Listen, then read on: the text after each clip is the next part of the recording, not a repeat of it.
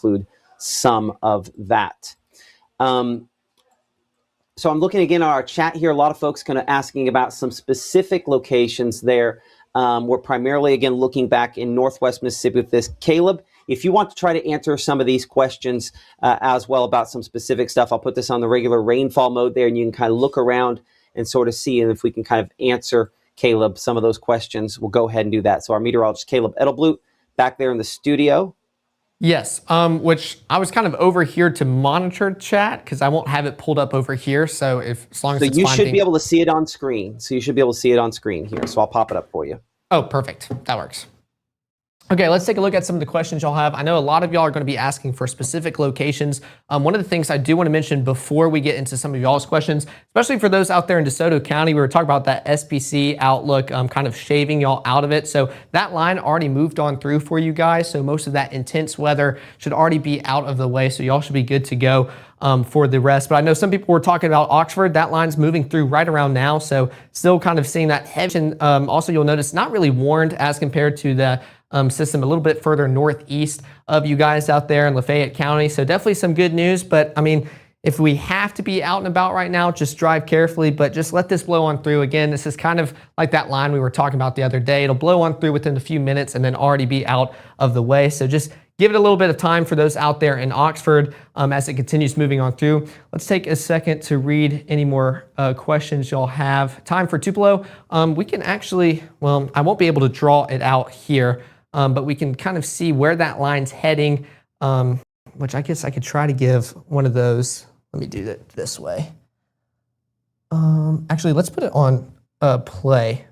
That way we can get a good direction of it as it continues moving on through for the last hour. So probably that heavier cell, just a little bit south of Oxford, is probably going to make its way closer to Mississippi. Here at Tupelo, it's kind of going almost directly eastward. I can't do that one here. Let's go just a little bit south of Oxford. We'll go back to now, kind of pan it this way, and it's only moving a little bit around 40. So we're not quite going to make it to Tupelo, but we can even go towards the last city towards the end of our list, and I'd have to switch it on links, but we can kind of give a track on that as it gets closer towards Lee County. Paris around 1241, Tula around 1249, Randolph 105, Panel 110, Algoma 117, Pontotoc around 120, Woodland 129, Troy around 130, and then Zion around 130 as well. So still kind of showing that it's going to take a while to continue making its way towards you guys. So for those in Tupelo, we still got a little bit, almost around an hour until we start seeing that as well. So that's going to continue making its way closer to you guys. But definitely out there in Lafayette County, starting to see that heavier precipitation, Matt, as it continues kind of moving on through, getting closer towards some locations that are being mentioned in the chat. Well, and the other thing I'll say about this line, the line itself is probably not moving 40, right? No. Don't clear that off. The individual storms are. Like, if we check the line, the actual movement of the line itself, let me go back here a moment. I will bet that the line itself is probably moving closer to, say, 30. Let me get that distance there. So from there to there, yeah, 30, well, maybe 35. Okay, yeah. So the actual line itself is maybe moving a little faster than I thought. Give you credit on that. But yeah, I would say the line itself isn't moving quite as fast. And the southern portion of the line probably isn't moving anywhere near as fast as the north portion as well. So let's give that part there. Let's go about, let me go 40. Sure, that's fine. And then let's extend that out. So the way you extend that is you right click. You can't do that on the monitor there. We have to go in and kind of track edit. Here, give me a second to do this. Okay. Let's go 75 miles. 85 miles. There we go. That'll give kind of some general ideas. We'll change the size of our city up to slightly larger there. And so that kind of gives some ideas on the arrival time of the overall line there. So close to 2 o'clock we show for the Tupelo area. If this doesn't slow down, I think the southern portion of that line slows down a little bit more. But you can kind of walk through some of those for a moment. Okay.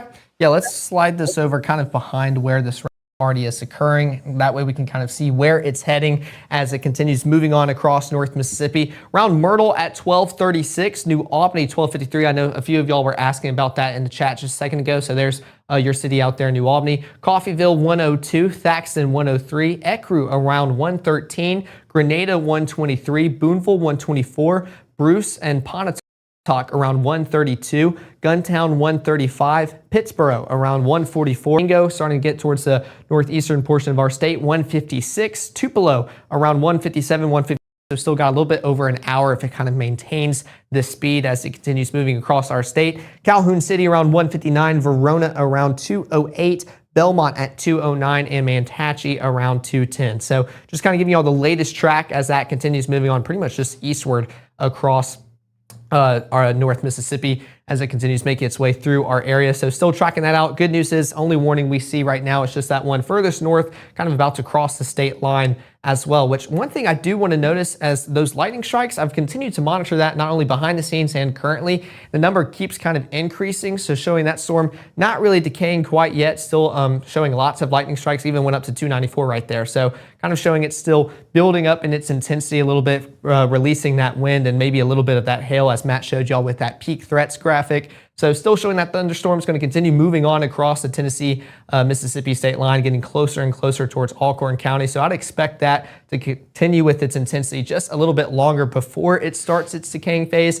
I'm not quite seeing that right now, as even while I'm talking about that, those strikes continue to increase as well. You can kind of see a majority of where those are occurring, and that's with that warned thunderstorm up north, pretty much along the state line. So good news is, I mean, pretty much almost for everyone along the storm track we just tracked out, not seeing too many lightning strikes, so not as energetic as what we're seeing further up north and along the state line. So definitely a good sign to see. But yeah, we already just hit 400 and we're going to continue climbing as well. So just kind of showing that thunderstorm is continuing to move across the state line. Will start to affect those in Alcorn County and definitely starting into Tennessee as we can see a majority of where those lightning strikes are, which honestly, if we could kind of maybe take that out of the picture, I'd be curious to see kind of what those lightning strikes look like without that. Yeah, around 64. So a majority of those strikes are with that severe thunderstorm warned up there just a little bit further north. There we go. I mean, this is pretty much around 357 strikes within that cell kind of moving on across. So definitely continuing to monitor that as it continues moving. That warning starting to shift a little bit with it, cutting it off after it's already moved through those out in Ashland and just further north up there closer towards the state line. So we're going to continue to see that moving eastward as it continues to build up in its strength just a little bit. So let's see if we can switch this over. I'm going to keep glancing at the screen just to make sure Matt isn't back. Take a look at that wind just a little bit. Let's zoom in on this warned system. I mean, not overall impressive. I mean, I can see where it's trying to maybe rotate just a little bit, but definitely not screaming anything tornado. So not worried about that one bit. Let's take a look at our threats. Again, this is peak threats, so not really what's occurring, but kind of worst case scenario, what we could start to see. And I think hail I want to edit one thing you said a second ago. Okay. I wouldn't say not worried about that one bit. I think that kind of overstates the positive on that there. Yeah. I would say that is an area of rotation. And we need to kind of continue monitor it like it could be something. So when I see that rotation on there, I mean it's rotation. It's just got a little ways to go before it produces a tornado. Oh yeah. And especially just kind of more aloft than closer at the surface as well. So yeah. I can say it's trying to just a little bit higher than where you would kind of see it at the surface. So still something that we want to monitor. But going back towards those threats as well, I think one thing that we continue to monitor is not only that wind, but potential for some hail as well, which we can put a little Doppler on that to talk about that. Around an inch of hail in that darkest shade of purple, which I'll clear this because I hate overlaying it for you guys. That way we can kind of see all the others. So light pink around half an inch. And then of course, when we start going into green, that's kind of talking about that rainfall rate as it continues moving on through. So definitely some heavy precipitation, maybe getting a few hailstones as well. That continues to be the big threat along with that wind. So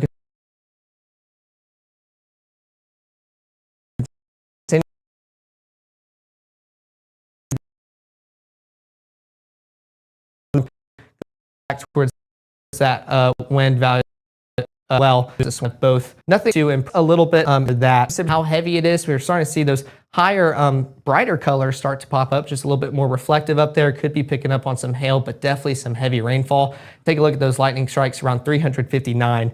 So still kind of intensifying. Even if we go back towards our broad view where we were talking about how it just reached 400, we'll take a look at that now. Total strikes around 548. 8. So couldn't even finish that before it continued to increase just a little bit more. So I think that's our most intense storm, as we can definitely tell here, occurring across North Mississippi. So something we're going to want to continue monitor. For those in Lafayette County, still that line continuing to just slowly move across y'all's county, so still experiencing that heavy precipitation. So I know we're kind of getting closer towards that lunch break time of the day for all of us at work, or for anybody on their spring break trying to go out and grab some lunch. So going to be a little bit heavy showers for those in Lafayette County, even going into Union and closer towards Pontotoc as well. Y'all are going to start seeing that as well.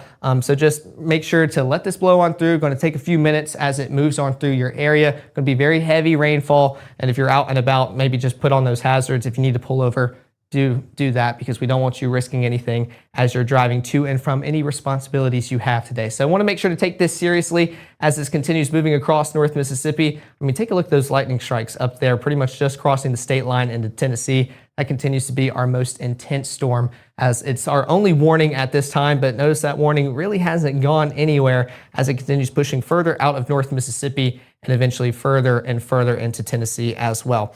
We can even go back to that just to get, oh, well, I can't track it out with the line, which, Matt, if you're still here, if we wanted to do another track on that and draw it out to give like a kind of nice precise one instead of just the box, not the ball, through North Mississippi. I don't know if you're still here behind the scenes, you might be working on something, but we can zoom in on that just a little bit. I'm talking about that because I still think that's our kind of biggest storm affecting those out there pretty much along the state line. So still seeing those lightning strikes continue to climb almost just within this frame right here. We're getting closer towards 400 strikes. We're probably going to reach that pretty quick while I continue kind of going through these products as well. So heavy rainfall regardless. Let's go back towards wind. Let's talk about that. See if it's still trying to rotate just a little bit. We're already up to 390 strikes. That warning starting to shave off just a little bit after it already blew through the areas just north of Ripley, already through Ashland like we talked about, but Faulkner still kind of seeing that heavier rainfall right now. Still trying to rotate just a little bit. Let's go to our storm relative velocity. That's kind of showing some of that rotation occurring a little bit higher aloft. So doing its best to get some spin going. But take a look at those lightning strikes, already getting closer and closer towards 400 as well. Let's take a look at hail track as we can still in the possible. Oh no, that's just the county line. I was wondering if that's improbable starting to pop up a little bit. Looks like we might have, as it was closer just northwest of Ashland, but still pretty much possible for our hail threat as that system continues moving on through. Those lightning strikes continue to increase as well, showing that storm's not really decaying quite yet as it continues moving on through, pretty much crossing the state line and into Tennessee. Absolutely. So Caleb, sorry, I'm working on a few things here behind the scenes. I ran out of the room for just a moment here. So the rotation on this, it's looking more like hail at the moment. Is that kind of your thoughts? That's my thought. I'd say it's pretty much, especially because we compare that with the reflectivity and just those brighter colors starting to pop up a little bit. I'd say that's kind of more hail. And when the rotation, it's trying, but I just think with kind of how far it is from this radar site, it's a little bit more aloft. Even right there, if we can zoom in, we're starting to see kind of those darker, brighter colors start to pop in. So kind of a system that continues to intensify. Part of it is it's a very thin line, but what you'll notice over the last hour, it goes from a very, it is a line, right? To it is a much wobblier line. So we're in that transition hour where now some of the instability is hitting it more great. So that's kind of fueling it more. And I think it's starting to get a little bit more likely to try to produce wind damage and maybe even a tornado. So we're not in the next 10 minutes from that happening, but within the hour, I think we could be getting closer to that being a possibility. So that's, I think, one of the concerns with that there. Okay, go ahead and let's look at some of the other things they're talking about in the chat. Okay, yeah. Can you? Perfect. There we go. Let's take a look at what y'all are talking about. Looks like y'all are appreciating everything we do. We appreciate y'all tuning in. Definitely want to make sure y'all are updated with anything that's going on here in North Mississippi. I'll even step out of the way. That way y'all can still see what's going on while I read the chat. Looks like there's not too many questions right now. Just everybody in here enjoying their time, not too stressed. That's exactly what we want this afternoon and heading into the evening with this severe weather setup. Not looking at anything intense, but still severe weather is severe weather. We want to make sure you guys are best prepared as we continue into the evening hours ahead. But I think this kind of also goes back into what Matt Matt was talking about earlier, as we get closer and closer towards that warm sector, starting to feed into that instability a little bit more, keeps those storms going just a little bit. So I know someone just asked, is Corinth looking bad? I will say Corinth is pretty much looking dry right now, but notice that system's getting a lot closer towards y'all's area. I don't know. I tried this the other night and it wouldn't let me click the camera on here. So I might, oh my gosh, I think it's going to work.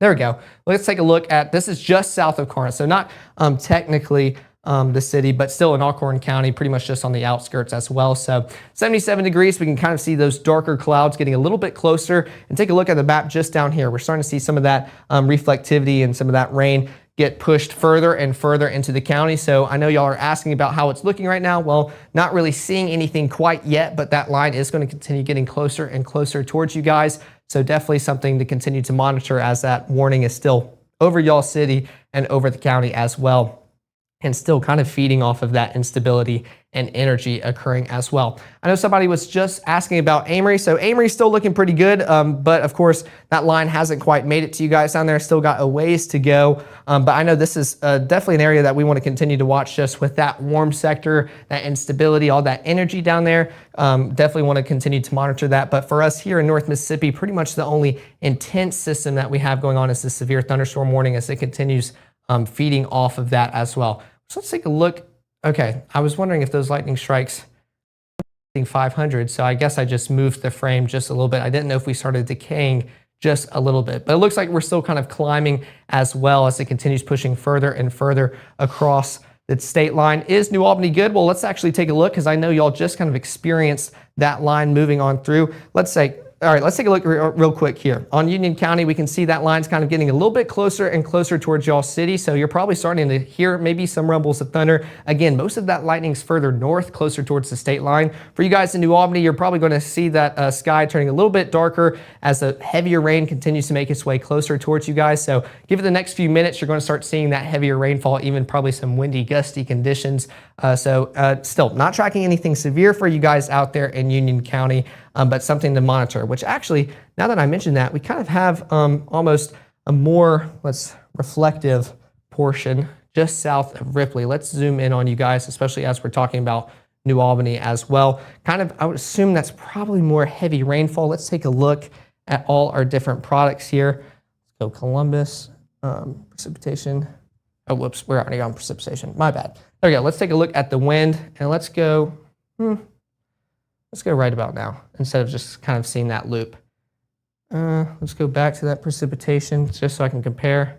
Okay, storm relative. I think it's trying. I mean, you're kind of seeing some of that green and red, but also notice we're seeing that a lot everywhere. This isn't organized one bit, but maybe trying to rotate just a little bit aloft. But I think one of the concerns with that higher, kind of brighter color starting to pop up is maybe the possibility of some hail starting to try to occur for those around Blue Mountain area, because we saw kind of that purple starting to pop up, and that's kind of one of the tell signs that some heavier rainfall is starting to show up as well. So I know people were talking about New Albany. Right now, y'all aren't really seeing that rainfall just yet, but it's kind of moving along. 22 is going to continue to do so within the next few minutes. You're going to start to see that heavier rainfall get to you guys within the next few minutes as well. So for those out there just south of Ripley, kind of just blew through Blue Mountain as well, starting to see some of that higher brighter return starting to pop up, just showing that heavier rainfall, maybe even a few embedded hailstones as well. Let's zoom out just a little bit as I continue to try to monitor the chat as well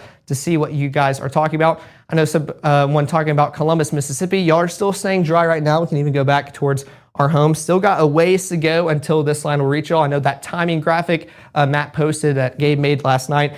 For those in the Golden Triangle region, it's going to be a little bit longer until you guys see this line make its way closer towards you guys. So definitely continue monitoring that. It's going to be around kind of dinner-ish time, around 4 to 6 o'clock, where we really start to see those impacts make their way to you guys in the Golden Triangle region. But for questions about right now in Columbus, y'all are good to go. Any afternoon plans or lunch plans, go outside, enjoy them. Could still see maybe some pop-up prefrontal showers. That was one of the big questions we were talking about earlier with our discussion with Matt, Nagy, and myself, kind of seeing maybe some of those pop up right there in Choctaw County in the Ackerman area. So could start to see some of those, but for right now, for the most part, we're staying dry, maybe just a little bit popping up within the Aliceville region as well. Let's continue looking at the chat to see what you guys are talking about. Is Oxford done with severe threat right now?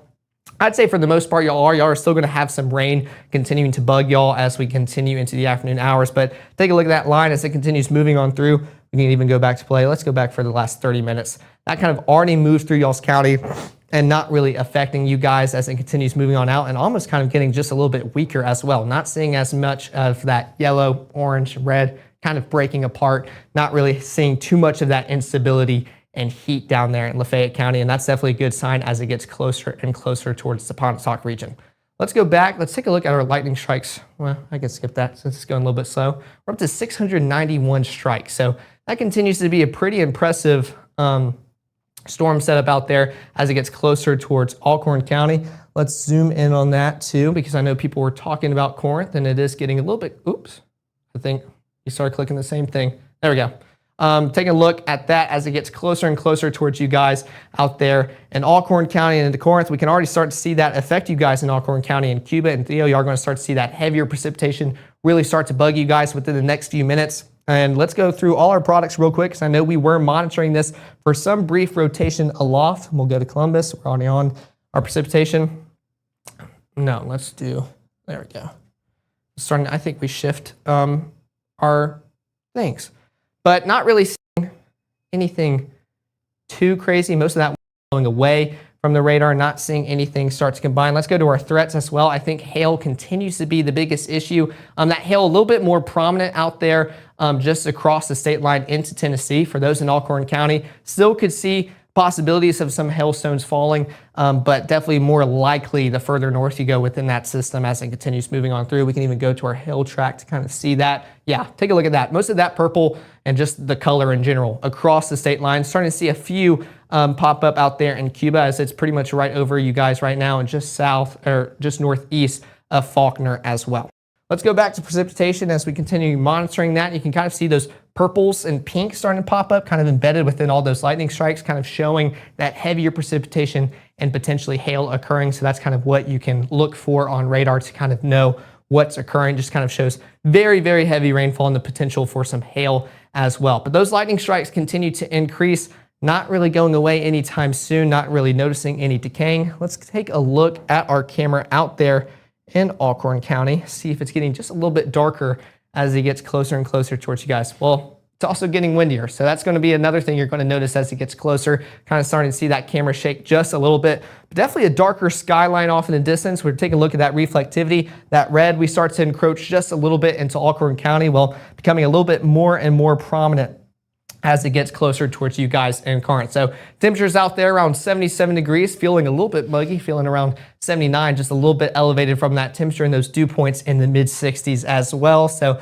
definitely favorable conditions for some storms to try to continue moving on through your county, but definitely getting closer and closer towards you guys in Corinth. I know that was, we're tracking that out towards you guys.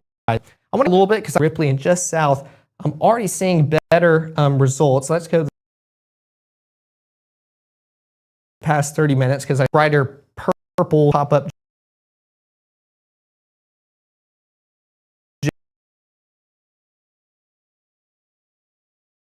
a little bit. It was right there around Blue Mountain.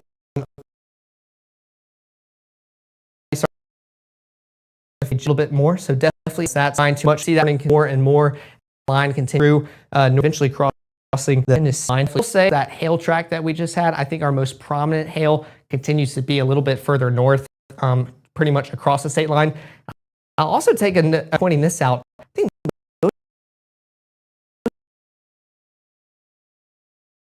lightning is at worth Alcorn to talk about all this lightning and potential not be hearing it that much, and that's just because all of that's occurring across the Tennessee state line. So that's kind of where we can see the most intense part of this storm continue to move on through. Let's see. Let's zoom back in on that. You monitoring that because I think that's still. Let me go back because I know people were asking about New a little bit closer towards you guys. Let's go back just a little bit further south that morning. So New Albany, we're going to start closer towards you guys, still tracking right along I-22, and now a lot closer towards y'all city as well. So still just expecting heavy rainfall. This isn't warned or anything. Going to be a little bit breezy, a little bit windy as it makes its way through. It's going to be as it continues moving on through. Corinth has very dark clouds and wind is picking up. Definitely to be expected, especially once we just looked at that camera. We can already see that tower starting to shake just a little bit. Let's take a look. I mean, they're still continuing to climb.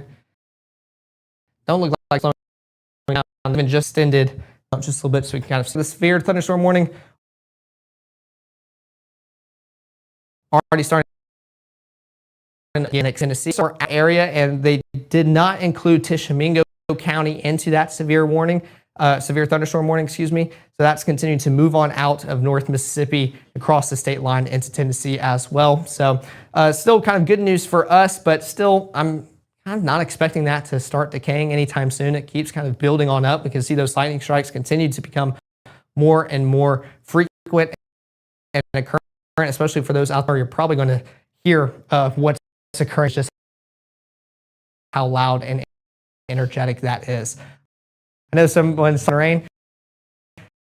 Definitely going to rain across. All of us are going to see drops. And I know someone is asking, so we can go back as it continues closer, which we can, let's see. Matt put it just shy of 40.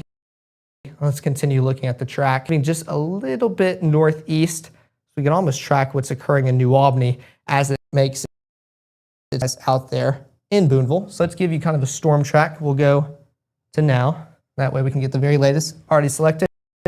Let's go kind of right on the leading edge because we could start to see some of that wind start to pick up just a little bit. Let's go. I think he had it around 37. We can do that. Take a look at that. I'll shift this way you guys can kind of see what's occurring and where it's heading in a nice clean format. So Pleasant Ridge within the next few minutes around 106, Graham 109, Lebanon 115, Blackland 124, Frankstown 125, Wheeler 127, Boonville around 133 for those that were asking, Lake City 134, Sunflower 135, Thrasher around 139, Altitude around 144, Burton around 153, and Cairo around 155. So still got a ways to go as that line continues moving on through Mississippi. We're all just shy of 40, so not a fast moving front making its way through North Mississippi, which means kind of when we see that heavy rainfall, it's going to linger for quite a few minutes before moving on out. But the good news is, on the grand scheme of things, I'll zoom this out here for North Mississippi. A lot more disorganized out there towards the Delta. Again, a lot further away from the radar, so not the best picture and view of it, but our only kind of intense part of this right now is still just that severe thunderstorm warning affecting those out there, excuse me, and around Corinth and the Alcorn County region, starting to cross the state line and into Tennessee. Good news, still not really affecting those in Tishomingo. Y'all were left out of that latest warning to get issued. So definitely some good signs that that's continuing to move on out of North Mississippi. Those lightning strikes to 108. So still continuing to climb within the past few minutes, Matt, as that storm not really showing any signs of decaying as it continues building on up. Yeah, absolutely. But it's, this is just that time period we're kind of waiting to see how all this, there's sometimes the watching and waiting time period, and that's where we are right now. I appreciate that, Caleb. I'm kind of handling a few things here behind the scenes as we're monitoring things in the Mississippi Live Weather Center. You're watching Mississippi Live Weather. We are now coming up on 1 p.m. Caleb, if you'd go ahead and reshare the live stream again. We do those screenshots from time to time. We'll do the screenshots, but we'll also go back to the original live stream and we'll share that and say it's 1 p.m. as we're tracking some severe thunderstorms moving through the far northern portion of Mississippi. These have, as Caleb mentioned, produced perhaps some large hail from time to time. We do not have a lot of reports coming in on this as well. Just in our discussion back and forth with the National Weather Service, talking about the potential for 1-inch hail, the potential, again, for lightning increasing, the potential for rotation. But luckily, none of this has been realized potential, and hopefully that stays the way it is. Our camera there in Alcorn County, we have one that's right about there, kind of between Kossuth and the Biggersville area, close to kind of generally near Rienzi, looking back into the heavy wind and rain and everything else that goes along with this. As we kind of pan that in there, again, the dark blue, that is that heavy rainfall associated with this. Again, gusty winds likely, and for the most part, we expect this to hopefully stay at least in this portion of Alcorn County, the southern portion of Alcorn County. You can see, if I get out of the way there, just a little bit south. I got to go to this side here. Just a little south of where the radar site is, not the radar site, where the camera site. The camera is just outside of where the strongest portion of this is. So we're hopeful that that means we avoid the strongest winds, at least there, but something that remains to be seen. Again, the warning, the latest one there for Alcorn County in effect until 2 p.m. for the potential for some strong wind gusts as the storm kind of moves through that area there. Let's go ahead and go back again to Mama Justice Doppler radar, and that shows again Kossuth and Theo. Notice just the difference in lightning strikes. All these lines that you see here, these are those lightning strikes up closer to where we had a little bit of that hail up toward Eastview and up to the north. And the part here, Kossuth, is just a little bit weaker, going to the wind mode on Mama Justice Doppler radar. Again, a few spots there where we sort of have a little bit of maybe broad rotation, but most of the rotation we're seeing is ahead of the storm. See how you have the red and the green there? I put right there at the interaction point, right in the K in Kossuth for a moment. If we look at the precipitation mode there, that's right at the leading edge. So more than anything, rather than rotation, that's just gusty winds kind of moving eastward associated with this here. Appreciate some of you again for submitting pictures. We do again all of you guys for sharing those with us here on Mississippi Live Weather. As I kind of check here behind the scenes at some of those pictures you guys have submitted, I see Justin, one of the North Mississippi storm chasers, mentioning that that there was one that they submitted there. We'll see if we can check out some of these pictures up here. So this is Cody. The storm's kind of rolling into the New Albany area. Appreciate Cody for this picture here. Again, lots of low-hanging stuff. It's easy to look at some of these and go, was that a wall cloud? No, that's not. That is detached from the actual cloud itself. Again, we appreciate all of our weather watchers, but Cody sending in this picture here from the New Albany area of one of those showers with low-hanging clouds associated with it there. As we look back over on Mama Justice Doppler radar in New Albany, you can see we have some showers and storms there around, but these are all below severe limits. One way in which we check that is using the peak threats, which is something you'll see here only on Mississippi Live, where, yeah, it says maybe it's possible in a couple spots there that we could have this kicking out a little bit of small hail. It's not impressive on what we're looking at there. And the wind, I think, is kind of saying the same thing. So heavy rainfall, yes. Hail, not impossible, but I would say largely unlikely out of most of what that line is producing at this point and time. Another shot here, this coming from Randolph, this looking toward New Albany from down in the Pontotoc County area. You can appreciate the North Mississippi storm chaser Justin there in the Randolph area with this shot here. And again, looking toward just some of those dark clouds toward the horizon, still awaiting that thunderstorm as it moves closer there. Our shot here from down in Pontotoc County, these storms are weaker than locations up to the north. You see less of the dark red and everything. And one thing I do kind of catch, so I take this over kind of in the clear air mode, we put on almost all of the different returns we can get. You can see a little outflow boundary of rain-cooled outflow running ahead here.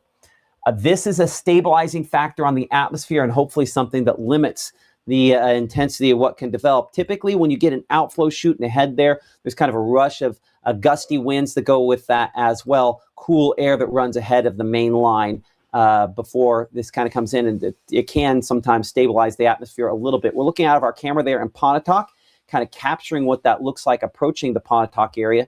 We do have some low-hanging scud cloud beneath the thunderstorm. Scud sounds worse than it is. It's just detached, kind of scary-looking cloud is the way I actually prefer to refer to it more than the other way there. Again, some of the low-hanging stuff with this. I'll kind of pan this back to the right a little bit. We're looking kind of northwest and north. So this would be looking more toward the storms there, kind of northern Pontotoc County. If I step out of the way, you can kind of see how it's really the northern portion of Pontotoc County up there into Union County.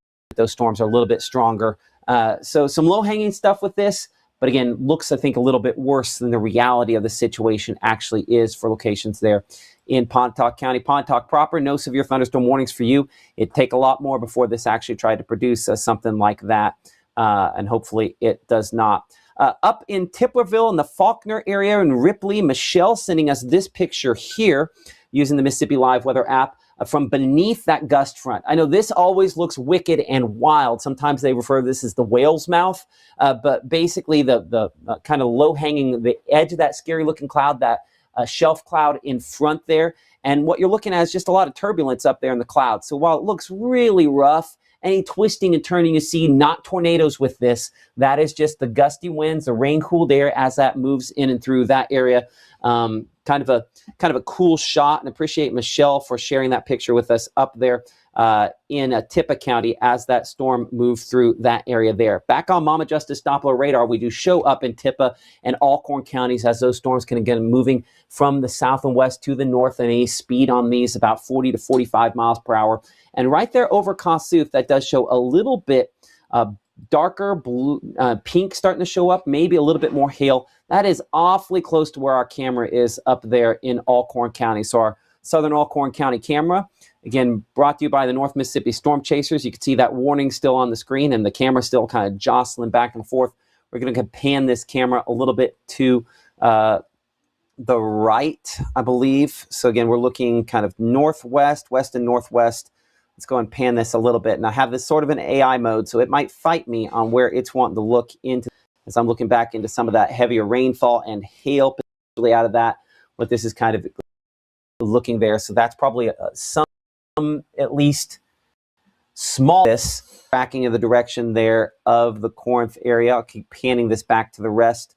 And see how it kind of looks a little bit more green. I'll be honest, sometimes I think the green thing is overstated when we start talking about this, but this is looking north kind of along the edge of that line. So Corinth would be just off your screen right about there as we'll look in that direction. So this is some of the gusty winds, probably a little bit of that hail that's going to come with this into the Corinth area. That's what's prompted the severe thunderstorm warning for Corinth. That in effect, as you can see, and moving toward the Corinth area from the south and west right now. As we bring it back to Mama Justice Doppler radar, and again, that severe thunderstorm warning continuing for Alcorn County. As I look at the latest scans here, we don't have a whole lot of time before this arrives in Corinth proper. If this is moving still about 40 to 45 miles per hour, you can see one of the longer tracks there, only in the next few minutes before it makes it into Corinth. So based on where it's right now, we're looking at the west part of Corinth within about the next 5 to 7 minutes or so. The gift community, Kossuth, already in those spots. And so the reason I like to keep our storm track on the right side of this, Caleb, is so that way we kind of keep it all sort of organized there if we can on the same screen. So we'll typically, when we can, stand on the left side of the monitor for that. That kind of helps us out. My are all wrong now immediately because this has moved a little more, and I knew that we kind of probably should have a little farther east. So let's go ahead with an updated time for the folks there. 40 to 45 area between 11. So this will largely exit, Alcorn County well before that 2 p.m. Severe thunderstorm warning is set to expire there. So you can see Farmington, we're looking at 123 for you, but through really the Corinth area, somewhere around 112 to 120 or so as it moves eastward. Kendrick, we're looking at 128, Nash Landing there about 130. This has had from time to time a little bit of broad rotation. Don't really see anything that's concerning on this at this moment. And our camera up there in Alcorn County, again, primarily looking at the heavy rainfall as it looks northward, and maybe a little bit of hail with kind of this grayish color you see here. Whatever the heaviest is that this is producing, this is the area it is. So could have potentially 3/4 of an inch to 1 inch hail out of that moving toward the Corinth area. Have not had confirmation of that on this as well, just kind of looking through some of what has come in and looking through your pictures, still kind of watching and waiting to see exactly what this is going to end up being capable of. Some pictures that you guys have been sending in using the Mississippi Live Weather app. Again, beneath this thunderstorm here, this is from Dumas. This is from Crystal and Dumas with this shot here. Again, some of the dark clouds that we have. You can share your pictures. We especially appreciate those if they're of hail, if they're of other types of active weather. You can send those in using the Mississippi Live Weather app for iOS and Android devices. Free and available for all of those. But as we bring in our meteorologist, Caleb Edelblut, who has been kind of watching things as well behind the scenes here. I see that camera up there in Alcorn County. Any reports coming in there that you've seen on our chat? Well, yeah, no, I was reading the chat and we have some power outages mentioned. So I wanted to bring that up real quick and talk about that. I know, oh, wow. Well, Benton just completely disappeared, so definitely a good sign. But Lafayette and Benton County were the two that have already kind of been impacted as that line moved on through the area. So let's take a look at This is the TIPA Electric Power Association, and this is the one that just disappeared, which kind of already showing good sign. That orange dot showing that around 111 to 500 customers are without power, but I'm curious to see if that updates as well, because we just saw kind of that darker blue already fade off. But I know Lafayette County definitely kind of got hit a little bit harder, especially within that Oxford region. I can zoom in on these so you guys can see. Just north of Oxford, that shows around 688 power outages, and embedded kind of those isolated ones as well. So this is just north of the city of Oxford. And if we go just a little bit southeast, another 227, along with a few isolated power outages, Matt. So kind of just want to give an update on those that are occurring across North Mississippi, as this line can continue to kind of dump out some heavy wind. But as of right now, those are kind of just the two areas that have gotten affected the most with power outages, and trying to continue to monitor that as that line continues moving on through. But still, that severe thunderstorm warning continuing to march on across the state line and into Tennessee, where we're seeing a lot of that lightning, potentially some hail as well. But thankfully, the power outages have not been that staggering at this moment. So definitely a good thing that we want to continue to see. Absolutely. Hey, we're getting hit up here in Alcorn County pretty hard right now. So that's why I want to get back to this camera here. That gust front, the strong winds hitting us here in Rienzi. One thing I find interesting, kind of looking at our camera there and our radar in the corner, I'll see if I can kind of blow this up at the same time, because this is why we have this here, in case I need to kind of show it for a second.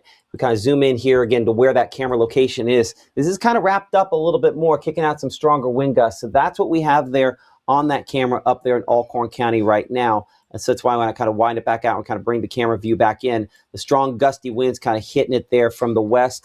I'm going to see if I can pan our camera just a little bit back to the west in this, if it's not too late to get kind of a shot there. But yeah, looking toward, again, the strong winds kind of heading right toward it. And that's kind of the big hail core, or whatever hail and precipitation is, the gray you see right there toward the horizon, moving in the direction of that. So this is about to get overtaken by that. I'm going to pan it back northward, so you can kind of see through that line there, through that tower, kind of a shot. Leave it right there. But again, that's what's approaching the Corinth area right now. Current time is 1:12 p.m. I'm Chief Meteorologist Matt Lawpon, alongside our meteorologist Caleb Edelblue. Corinth 1:14 for you, basically over top of what now at 1:15 as this storm moves in. Checking the wind on Mama Justice Doppler radar. We do right there over kind of where we were looking at that exact moment there, have a little bit of broad rotation showing up near Allentown. That is exactly where we were looking at that camera. So I need to go back to that camera and stick with it here for just a moment. In Alcorn County, near the Rienzi area, another way to describe this would technically be the Hinkle area of Alcorn County, kind of up on a tower there, really kind of pushing this back and forth, some gusty winds. I'm hoping that we continue to kind of keep this shot up from time to time. These shots can go down during active and severe weather because of power outages. I'm going to see, I know I'm going to look back through the tower here, but as I'm kind of looking underneath the kind of shield of cloud cover there, there's another shot kind of the eerie and ominous and scary sort of looking clouds down the south of this. This is just beneath whatever kind of leading edge shelf cloud you had there. Certainly some gusty winds, maybe a little broad rotation, but looking all the way south there, that generally in the direction of Boonville and Tupelo, looking southward, and definitely really jostling around beneath the base of this storm there. So that's, again, some of the undulating sort of clouds. It'd be coming kind of this direction here that we're looking with this undulating sort of clouds. Moving their way eastward on this. So you're watching Mississippi Live Weather. I'm Chief Meteorologist Matt Lawpon. We are a 24/7 streaming service. Our meteorologist Gabe Maynor in studio now, again, behind the scenes, kind of helping us out as well. Gabe, I know you've been watching some of these pictures, just like I have, continue to come in. Some wicked looking clouds, but nothing beyond that at this point, right? Yeah, some what we call SLCs, and that's a term that you taught me, basically meaning scary looking clouds, and that's what we've been able to see so far. Still awaiting some of those reports up there in Alcorn County as, some of those winds begin to intensify a bit, maybe getting a little bit of that small hail, but nonetheless, that's kind of the storm to watch right now as this threat ramps up later on this afternoon, and watching Caleb do some of those power outages, and of course re-highlighting those. Northeast EPA been active this week as they had 4,000 outages on Monday. now, we're just a shade under, well, let me actually drag this over, a shade under 1,000. So this continues to be the active part we are watching. And while there may not be severe thunderstorm warnings, there can still be impactful storms. And that's where a couple of lightning strikes reaching the surface can knock out those power outages or knock out those power lines. And then unfortunately, you're looking at a couple of hours before that's back online. But that's such a cool thing about the Mississippi Live weather app is, we don't need power in order to work. You have the device on your phone, and as long as your phone stays charged, which I recommend you doing that, it allows you to watch the stream, and it allows you to keep up with what's happening here in North Mississippi. So I appreciate everyone who supported us. This is exactly why we wanted to have this opportunity, is so that we'd be able to keep people safe even if that power does go out. So Northeast, one of the areas that are being highlighted, continuing to look behind the scenes to see where we currently stand with power outages as that storm continues to shift through Alcorn, Tippah, Benton, and even up there towards now Prentice and Union County. But that thunderstorm warning, severe thunderstorm warning in place until 2 o'clock. And that's still highlighting the Alcorn County area. And actually, let me zoom this in because it's really the Corinth area that we're watching. You always talk about the more populated locations. And let me actually change this over to our wind mode real quick. Just kind of looking at this behind the scenes, I want to make sure we're not missing anything. Not anything rotating that I would say. It continues to just be, some hefty winds and some of that heavy rainfall. But yeah, still waiting some of those reports, and I'm waiting to see some of those Alcorn County EPA, just where things stand up there with those power outages. So we'll continue to look at that behind the scenes. But I mean, you're looking at Corinth, Rustler Junction, and up there right along Highway 45, basically parallel to that right now, moving up there towards the north and east. And Farmington might be dry right now, but we're moments away from a heftier thunderstorm moving into the area. So Matt, if you don't mind behind the scenes, if you want to put a storm track on that, I'm just unable to because I need that squall line path and move that towards the north and east.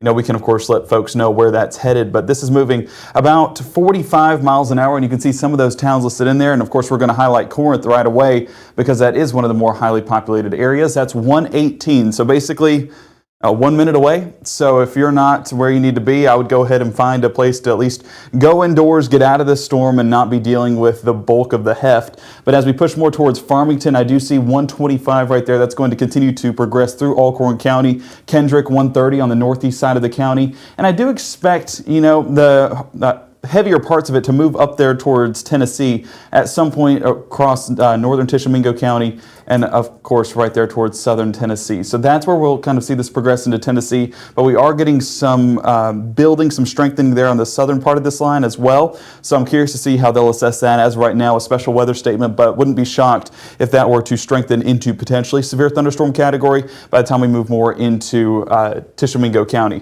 So hail threat, that continues to be something we're watching, and yeah, that's a pretty stout hail core right there as it moves through the western sections of Alcorn County, right along Highway 72. We're still getting a bit of that swath closer to Kossuth. That's another development there along that line. And yeah, that swath, I would say, if we populate in a few of those returns, well, let it move into play.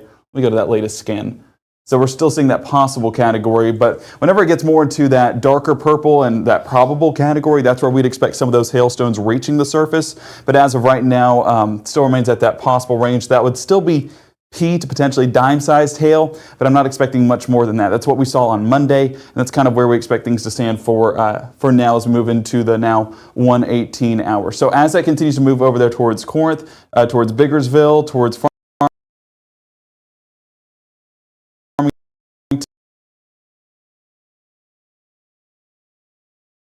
central portions of Alcorn County, and look at some of Tishomingo County, and that's going Dosky 9, High Point 140. We're getting more into southern Tennessee, and that's where some of these towns are coming in. Of course, moving into the Tennessee area, and that's where our friends over there at Tennessee Valley Weather will be watching this in more detail. But we're going to watch this all the way through Tishomingo County, all the way through Alcorn County, and I want to actually swap it over. I do want to take a look at how things are progressing on the southern extent of this line. So let's move. And yeah, I would say Jumpertown, right west of Boonville, kind of getting a little bit of a decent return down there as well. Let's see if there's so no hail tracks showing up, but I want to look at threats because it looks like it's increasing. So let's put this on a loop. I'm only going to go about 30. How that has gone from the parts of Tippah County now into Jumpertown, and that's got a better return. Some of a building core building right there towards Jumpertown, Osborne Creek, and probably moving into parts of Boonville here in the next next few moments. Let's actually do a track on this, and I'll do a point track here to kind of show the core part of that storm. Moves up there towards the northeast direction. We're still going to take this about 45 miles an hour. You'll see that it does go through parts of Boonville 134, so that's here in the next 15 minutes. We're talking Thrasher 138, Holcut 154, Iuka 205. You know, if this were to hold together, and it's definitely possible with it having that head 208, Eastport 214, and just continuing to progress through North Mississippi. A northern line that has been catching our attention through the first half of the day, and that's what we expected. You know, our HRRR model, getting verification with that. And yeah, there's the folks over there at Tennessee Valley Weather. So Matt, an active afternoon across the southeast. Everyone, all hands on deck for sure. Absolutely. I'll have to probably pop it back up because I think it goes over to our radar as I zoom this in here for a moment. But yeah, our friends over at Tennessee Valley Weather are tracking these storms as well. Fred Gossich and the entire crew over there, Ben Luna, watching these storms. They have cameras much like what we have down here in Mississippi. They're looking up there again towards Savannah, Tennessee. That storm a little stronger on the north side of that line. So for those of you at home up in Tennessee, that is one of the people that we kind of work alongside, work with. That storm is definitely a lot stronger than what we have up here, at least in our part of the area. In fact, if we go back to Mama Justice Doppler radar, kind of show you that storm they were looking at against Savannah, right into that one there. Let's get a look at one of the healthier ones of what this looks like a second. So I'm going to bring Fred and them back on here for a moment. So they had it on radar a moment ago, just a second ago they had it. But again, Tennessee Valley Weather, if you do, for whatever reason, have travel that takes you up into Tennessee, you live up here into Tennessee, just north of the state line. Of course, we cut off right there. We're Mississippi Live Weather. We cut off northern Tishomingo and Alcorn County. But this one definitely is stronger up there than the one we have down here in North Mississippi. In fact, you go back on here on Mama Justice Doppler, more hail on that, more everything moving towards Savannah and up there toward Maddox and Nixon locations to the north. In fact, you could just kind of look at the lightning for a moment. I'm going to change the lightning and the way in which we show it here. I'm going to go back rather than to the line. I'll go back to sort of the shapes of lightning because I think it does a better job of just kind of clouding up the thing. It makes it more difficult to see, which not something we won't want it simple to see. But you can see how there's just a ton more lightning on that bow echo there. That was one very well depicted on our models where it had rotation farther north. So a sign there of kind of what there is. So we're going to look at these two storms here. Again, the Jumpertown storm, less lightning than the storm, less lightning than the storm up north. So clearly follow the lightning to the worst weather. And that's what we have up there closer to the Tennessee state line.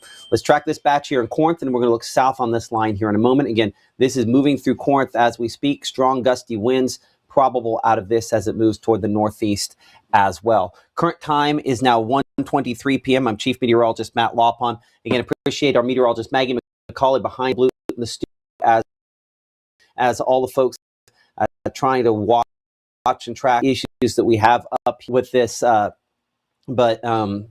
You know, this storm, again, some gusty winds up around 50 miles per hour possible, maybe 60 miles per hour. We check out our camera up there in Alcorn County. There's a couple we can look at. There's one at the crossroad that sometimes works, sometimes doesn't work. And then we have this one up here that's in the Rienzi area, and clearly it's working and showing the gusty winds. It's still kind of bobbing back and forth there. Compare this. Again, I'm going to bring up that camera from the folks at Tennessee Valley Weather again for a second on what is a much more interesting storm, a low-hanging area there. Don't know for sure that's necessarily a wall cloud, but there is some rotation on that storm up there towards Savannah, Tennessee. So that is what a really impressive one looks like. And thankfully, to this point, that is not what we are experiencing. As we check out some of your pictures, again, you guys have been sending in pictures. Most of the pictures so far that we have gotten have just been some interesting looking, scary looking clouds. This shot here, as you can see coming in there from the Rienzi area, I think Brianna with this picture of those low-hanging kind of scary sort of looking thunderstorm is producing there. We're monitoring power outages. That's something our meteorologist Gabe Maynor is kind of monitoring behind the scenes here on power outages, but thankfully at this point, not a ton of power outages with this storm. We'll look at our storm down toward Boonville as we go down to Prentiss County. As we back in here on Mama Justice Doppler radar and showing Prentiss County there from Pisgah back toward Jumpertown. Some heavy rainfall, some lightning, some gusty winds out of this. Let's kind of track this toward the northeast. Speed on this storm here, again, about 40 miles per hour. We'll go 45 miles per hour. That's what's heading more toward Iuka there. Again, this is not a severe thunderstorm at this point. If we assess it, it does have maybe some small hail. We don't have much depicted there. Don't have a lot of shear as well. And overall, our threat sits in the maybe category, and possibly where you see the purple there, a little bit of hail. But more than anything, it's heavy rainfall and with severe limit. You can join the conversation with us on all the different versions of social media. And to stay ahead of this, probably the most effective way to do that is make sure you have Weather Call. It is a phone alert system that lets you know if you're in the danger zone. So if there's a severe thunderstorm warning coming for you, we definitely need to watch that and the potential of what it could happen. So if a tornado warning is issued, it'll call you for that. If one's confirmed to be occurring, it'll call you for that. Call you back, in fact, for that. If there's severe storms, it'll call you for that. If there's major flooding, like flash flood emergencies, it will call you for that as well.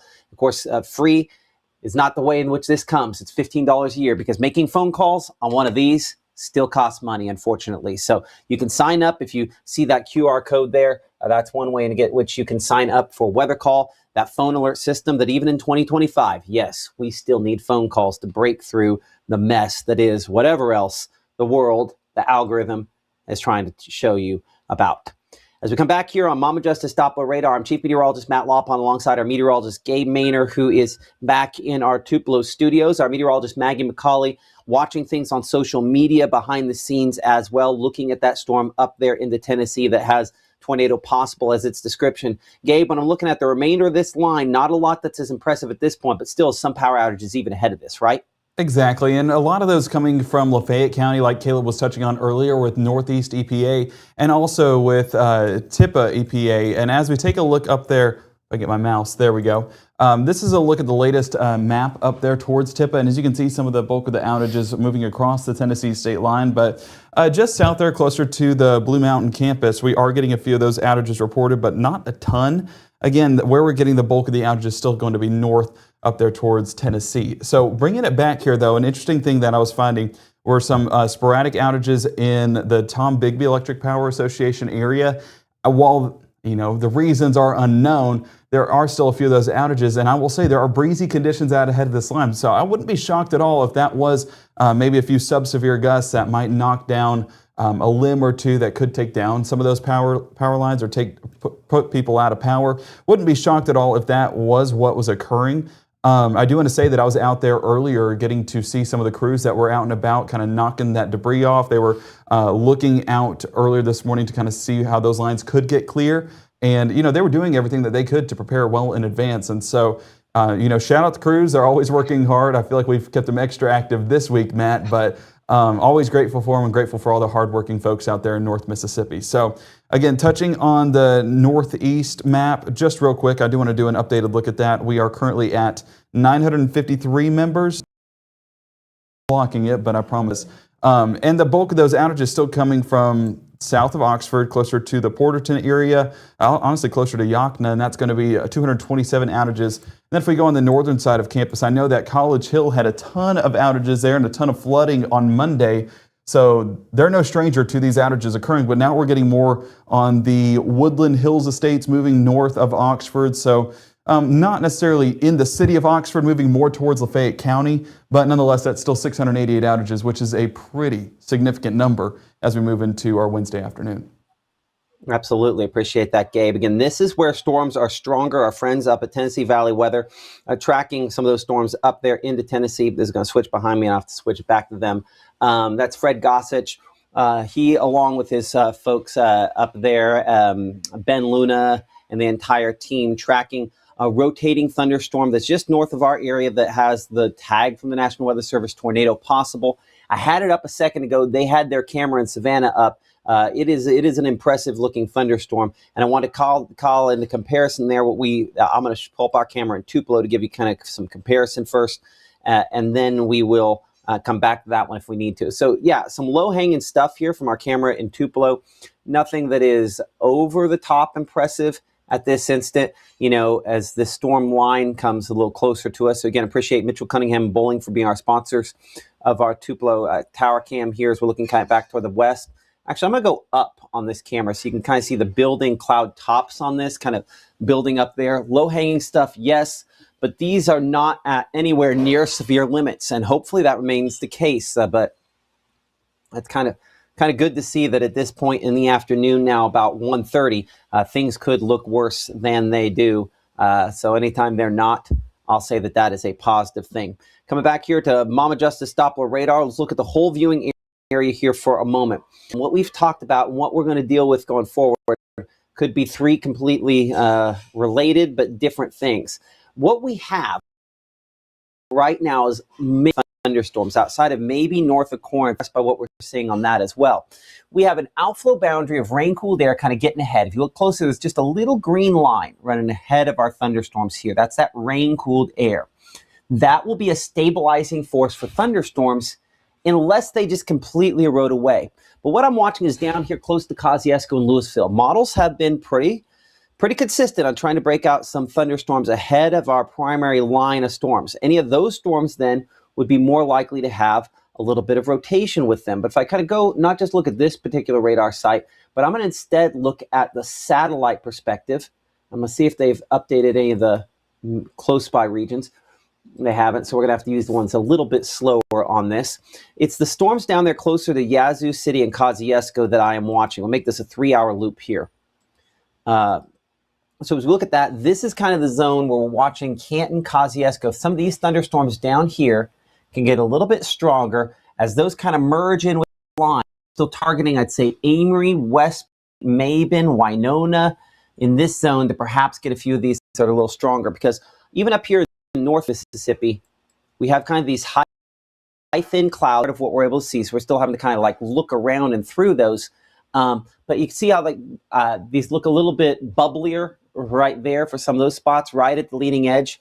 I think as we kind of inject a little bit more moisture from these storms down there in, that's where our tornado threat gets slightly greater. But at this point, we're still in the more questions and answers phase. And every minute we stay in more questions and answers is every minute we're a lot closer to not having some big issues with this. So hopefully that is the case on how this plays out.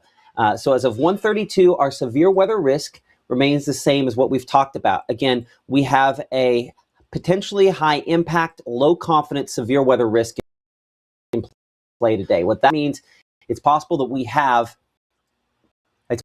strong tornado, but we don't have high confidence in that occurring. So you see our severe risk area on the eastern portion of Mississippi, right? Level 2 really kind of for the rest of the state. When we look at that potential to possibly see a strong tornado, EF2 or greater, yes, that involves all locations. So if a tornado forms, it's possible we could have a strong tornado, but it's much more likely that we will end up seeing no tornadoes than any tornadoes. It can occur. It's possible that it could become strong. And that's one of the things our meteorologists, Caleb Butterblue and Gabe Maynard, have been watching. I do want to Gabe here for a second. Caleb was in studio. He was expecting to meet up with some of the folks with North Mississippi Storm Chasers. Has he taken off? Well, so update on all of that. Come on in.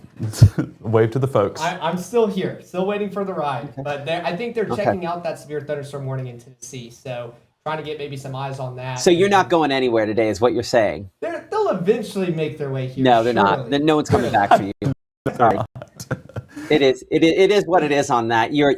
And I don't blame you for not driving your car in the midst of it. God bless people that choose to do that. We appreciate that. We can put them outside here in Tupelo here in a moment and get a look outside as those storms roll in. Okay. Real quick though, Matt, if you don't mind, and if we can put radar up right here behind me. An interesting thing that's coming out of the Monroe County radar site is that we do have a little bit of an outflow right here that's developing ahead of these cells. And so I think that'll cause more of those individual cells developing. I mean, Saltillo, Tupelo. Here's what I don't know about that. So you have two different types of outflow. You have an outflow that's developing and an outflow that's there. So for example, when you have an outflow like this, that is kind of, I'll bring it a little bit bigger here for a second. So when you have an outflow that's just in advance and it's being caused by thunderstorms, any development will be pretty much right at that line, right? But this is basically, these thunderstorms are powering the outflow. The whole reason it's there is because of those storms. Where it gets interesting is if these were to completely die out, right, or mostly die out, and that outflow would gradually slow, this kind of rain-cooled air going in front. Then you have a boundary that if additional thunderstorms down south merge with that, that's when things get really, really interesting. But this is kind of the leading edge where storms are trying to develop. So sometimes you can get an outflow there and it not be productive. This is actually an outflow that's a good thing, believe it or not, if you're in Lee County, if you're in Prentiss County, because that means that there's no chance that these storms are going to produce tornadoes out here in Pontotoc. It's behind the outflow. It has no access to warmer air that's in advance. So this really leaves all of these cut off. So in the case of these, they're outflow dominant, meaning they're not getting the warm air in, meaning there's no chance for tornadoes with it. Now, there'll be additional parts of these thunderstorms that develop because that's acting kind of like a cold front, like a wedge, and lifting the atmosphere there. But the fact that those are detached from the outflow a little bit means that they are not going to produce tornadoes. That's why I'm not really looking at that Pontotoc storm going, well, hold on, that's got an interesting shape. Is it doing something? If we look at the wind mode there, we can look at the rotation and maybe aloft. There's a little bit of broad rotation on that, but it's too far removed from the actual warmest air to produce something. We'll be pretty much right below that storm if we come up here to the Pontotoc area right now. And again, right below, again, the heavy rainfall started like picking up at this instant here. Not as impressive as it was Monday, today's Wednesday, Monday when we had the storms, but again, a storm over top of the Pontotoc area. We're 81 degrees as of the latest update, probably rain cooled a bit from that right now. 64, that dew point. This is the most important number I can show you on this graphic right there, because 64 is not enough. If we're going to see tornadoes, because that number needs to be 67, 68, 69, or 70. It's not. That's what's keeping us from producing tornadoes right now. It's the most important number I can show you. Let's look toward Monroe County. Let's go down to Amory. This radar site has had a tendency, not radar site, this reporting station in Monroe County tends to be a little high, but I think it's pretty close here on that dew point there at 70. The difference between the 64 in Pontotoc and 70 here is the reason Pontotoc is not going to see a tornado today at this point. But could Amory? It's not an impossibility, but I'd say that window is slowly, or door is slowly trying to shut with as quickly as some of these storms are coming in, and hopefully that will eliminate the potential more as we go forward. We head down toward Aberdeen, similar shot there. Again, you're also in a zone there in Aberdeen where it's possible that maybe we could have one of those rotating thunderstorms move in there. We have a lot of different layers of cloud cover, including this kind of real haziness. You know, sky should be blue if you're talking about clear skies, right? You don't see that. It's gray because we have high, thin clouds. That filtered sunshine is limiting the instability just a little bit. And any limit we have to instability is a good sign, and hopefully something that will continue, because we obviously don't want to see bad thunderstorms, but that remains a possibility today. Again, you can join the conversation with us on all the different forms of social media there, YouTube, Facebook, all ways to do that. Hey, in New Albany, someone mentioning weather call there as well, and it looks like we got somebody that decided to spam here, and as we talked about before, no spamming allowed. Bye-bye, you're on the block list there. So gone with that. We do not do the spam, especially in this kind of active weather here. So watching that potential, obviously, in Aberdeen. But I do want to bring in Gabe behind the scenes here. And Gabe, what are you looking at?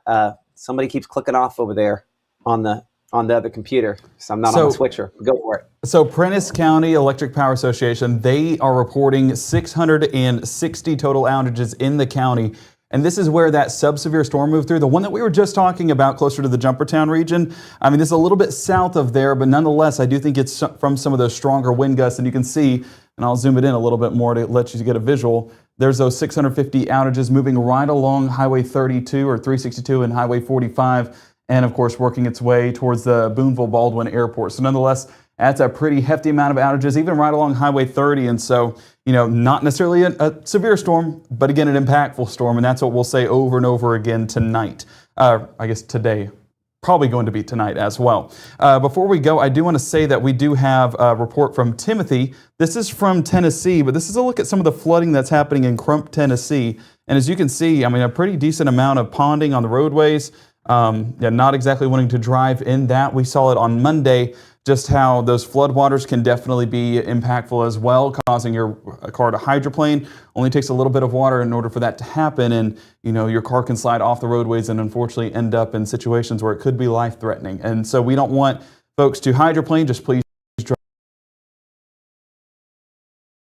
slow drive, and we don't recommend it just to stay on the safer side. More outages, the flooding potential starting to climb as more of those showers work their way on through, and still having that severe thunderstorm warning up towards our north. I mean, reports, they're not coming in like, like they could be, but nonetheless, reports of these non-severe factors are still going to be coming in through this afternoon. You're absolutely right. That's our meteorologist, Gabe Maynor, again, coming on up there with the flooding rainfall reports. Is back in here, I'm looking up toward Iuka, Tishway, no longer under a severe thunderstorm warning in all Corn County as that storm has weakened and the strong. But this Iuka area in the last few minutes, again, some of the storms moving in there. Again, the heavy rain, maybe a little bit of hail, but none that's, I think, overly large on that. That is kind of what is approaching Iuka. But just to be clear, again, that's sent in using the Mississippi Live Weather app.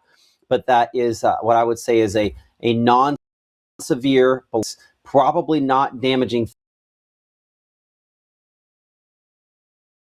thunderstorm, just kind of a thunderstorm to Iuka. Mama Justice Doppler radar toward the northeast there into Iuka. We show the time in Iuka about 2:01.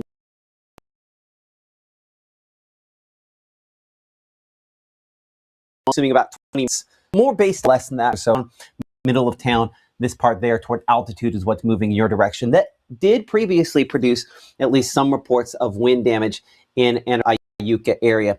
I'm going to, for positioning, for purposes behind the scenes there at the studio, guys, here's what I think we need to do. We probably need to have Caleb over at the chroma key. If he needs to put the monitor down, the thing down so he can sit at that up-down desk, then that's what we do. So that way I don't have him clicking on the switcher all the time, and I'm always having to catch that. So that's probably the best bet is to put him over at the chroma key. If it needs to take you a minute for that, we'll have you at the BAM there, Gabe. That sounds good. Okay, let's widen things out. Let's reset things here for a second. Let's clarify what we have and what we don't have. First off, I'm Chief Meteorologist Matt Lawpon. You're watching Mississippi Live Weather. We are 24/7, 365 streaming service based out of the Tupelo, Mississippi area there. You can download our apps for smartphones. If I stand here in the middle, for right here, we'd have iOS. Right there, we'd have Android. More than 160,000 of you have done that. Thank you so much for supporting us here in Mississippi Live Weather. You can always get our live stream also on our website there, previous live streams in the app if you end up missing something. But we're tracking severe thunderstorms that have from time to time prompted potential for large hail and some rotation that from time to time has looked like it could potentially try to wrap up and produce a tornado. To this point here, we have had no tornadoes. And at this point, we also have had no official tornado watches or anything issued. We've been watching our discussion, the National Weather Service there. Give me a moment to pull this up here behind the scenes. Well, I thought that there we are. So this is our tornado watch graphic, and you'll see how there's absolutely nothing on it. So no tornado watches have been issued. We're still awaiting what's coming next from the Storm Prediction Center in Norman, Oklahoma. They're the ones to issue it, but we did have a severe thunderstorm watch issued that includes North Alabama. They've kind of skipped over us so far here because, again, I think one of the things that our meteorologist Gabe Maynor and myself, Caleb Edelblut, and Maggie McCauley have all kind of talked about over the last 24 hours, Gabe, is the fact that there are more questions than answers. This is a low confidence, high impact sort of event. And so far, this has just been Matt Lawpon taking 3-pointers from half court here, and we've missed them so far. And hopefully I'll just continue doing this till my arm gets tired tonight. But a few power outages nonetheless. Yeah, and hey, you can mix in a Hail Mary here and there too if you want to get the the football action. We are in the Southeast, so I guess that might be a little bit more applicable. But hey, I love the basketball reference, so keep them coming. But yes, power outages continue to climb, and the latest one that we are tracking is actually Alcorn County Electric Power Association. Actually just took care of one of the outages closer to Hightown, and that was about 60 down there. But we're still dealing with 412 there on the northwest side of Corinth. And that is just north of Highway 72, closer to the Tennessee state line. And this is where the bulk of that severe thunderstorm went on through, and that's why we have that 412 members affected. The one thing with that, though, well, you guys can't see it. I got to move it over. Is that it is one active outage. So, once they take care of that one outage, it's going to allow those 400 folks to be back on track. But nonetheless, it's still an outage that's hurting a lot of people, or affecting a lot of people, I should say. And that number will, unfortunately, probably continue to climb as we move further into the afternoon. and as these storms continue to progress. Now, in Boonville, we're getting another couple of outages reported, about 41 there on the north side of Boonville, moving up Highway 45 and north of Highway 4. So we're seeing these numbers climb as well, pretty steady amount. That's 701 total, combined with the 650 that were down there towards the southwest side of Prentiss County. So outages continue to climb, and I do want to note that for folks in the chat, if you do have any reports down there, and that includes damage reports or power outages, go ahead and let us know there in the chat, and we will work to assess that here behind the scenes and forward that information to the National Weather Service. So that's what we're continuing to look here in the Room to Room Weather Center. Trying to see, I see a lot of folks asking about their specific area. I saw heavy rain in Sherman. I think heavy rain is going to be a big factor today, Matt, causing some flash flooding. That's why it was the highest on our confidence scale. Absolutely. And some of the questions right now, as is often the case, revolving around, what about my specific location? What about my specific threat? I think Nick Walker asking the question there saying, hey, with weakening storms, will we have a potential to reorganize into a second wave? I think a second wave would really be pushing it. I think that we could hopefully be one and done. One of the things that we have recognized with this event is the fact that we kind of have these storms moving in, and then there's going to be parts where it stalls out. The event kind of stalls out down here, Hollandale, Greenwood, Chula, and then we get kind of an extra surge of moisture from the Gulf of Mexico, and then the potential increases to have some thunderstorms with that as well, especially down here and eastward. So, Gabe, I want you to kind of do some looking, and we'll pull it back up here on radar, and I'll let you look at the Jackson radar site there. And maybe if you want to go to Chroma, if you'd prefer that, to kind of track it over there. I don't know if that's logged in over there to where you can do that. If it's not, I'm going to look for Caleb nod, yes or no. If it's logged in, is it logged in from Chroma? No, it's not. Okay, then I'm going to send to you, Gabe, on the big monitor there to kind of track some of these storms for central Mississippi. Yeah, Matt, so we're continuing to look at this threat, and I would say central Mississippi is an area that is more on our radar. I'm not trying to be punny there, but it literally is more on our radar because it does still air. I mean, if we look at those dew points that are a little bit further towards the south, and I'll do this and then go look at some of those storms, I would say that we are still dealing with some pretty decent dew points. And yeah, I mean, you look Amory, Aberdeen, even towards Columbus, some of those latest dew points that are coming in are close to the upper 60s, if not 70 degrees. And that is a very unstable air mass that this is all moving into. And so these storms are going to strengthen. So if they're not at a strong enough level right now, don't look at it and say, well, that's not going to do anything when it reaches me. It definitely has that potential to increase in strength as we move further towards Monroe County, towards Lowndes County, even down here towards LaFleur and Sunflower County, seeing some of those 70-degree returns on those dew points. So let's bring it back to our radar, and we'll assess where this is moving through. Areas that stand out. Of course, that one towards Iuka, we're going to zoom in on that one in particular because that does have some heft to it, I'll be honest, and a large number of lightning. If we're looking specifically at that storm, we're seeing about 300 strikes and a decent hail core. I'm intrigued on this. That's a pretty decent return right over Burnsville right now. And I'm curious, Matt, you'll probably have to do this here in just a moment, taking it 3D mode, a little bit more difficult on the monitor. And so you'll be able to do that on radar a bit better. But this core is definitely climbing, and I think that we are going to get some hail returns. And yes, we are. Yeah, we're getting that one possible definitely return. is. Look at the lightning on it too, right? Yeah, the 300 strikes. Yeah, that's what really should grab your attention. Anytime we see a spike in lightning, spike in everything else kind of follows with it. Appreciate that, Gabe. Let's kind of hone in on this here for a second as we're tracking again the hail and all that potential there up in northern Tishomingo County. I think this probably deserves a severe thunderstorm warning of its own. Let's do behind the scenes. Someone go on there and let's do a push alert for this storm. Just to let people know, storm strengthening northern Tishomingo County as we speak. I think in particular, the hail potential has come up on it. But if we look at the rainfall mode on there, let's check the rotation on that, because I think that was the one that had the power outages with it up there when it was northern Prentiss County as well. Yep, similar thunderstorm there. That one's enough of a spike that one deserves a severe thunderstorm warning. They just put out what we call a special weather statement from the National Weather Service. I think that might be underdone just a little bit on this. So for locations, again, here east of Burnsville, a lot of lightning showing up on this. Let's look three-dimensionally on this. Our, of course, hail tracker brought to you by True Shield Roofing, definitely showing up with some hail on this. And if we look aloft, I think the biggest is still yet to fall. We'll go up there. That's about as impressive as anything we've had today. So let's look at the hail potential on this. We'll kind of cut this down to its most intense parts. Yep, that's probably, I'd say, at least quarter-size hail. That's a severe thunderstorm nonetheless. So whether it has officially the name on it or not, if you live kind of east of this in Burnsville, let's see its angle, I think hopefully a little north of Iuka, where this tracks. I say that if you live north of Iuka, you think there's nothing hopeful on that. 25 between Crossroads and Iuka, where this is headed. Yep, toward Bacon Springs, moving in this direction there toward J.P. Coleman and Pickwick Lake up there and the Tennessee River. Lightning increasing, big old hail expected out of this, at least 1 inch in size, maybe larger than that. So hail potential definitely increasing on this storm, and likely, I would say, to be dropping some of that hail. A little bit is falling now, probably not the biggest of it yet. I think it's still kind of sustaining that up there. I'm Chief Meteorologist Matt Lawpon. You're watching Mississippi Live Weather. We're a 24/7 weather streaming service based out of the Tupelo, Mississippi area. And for folks up there, let's have a clarification moment here for a second.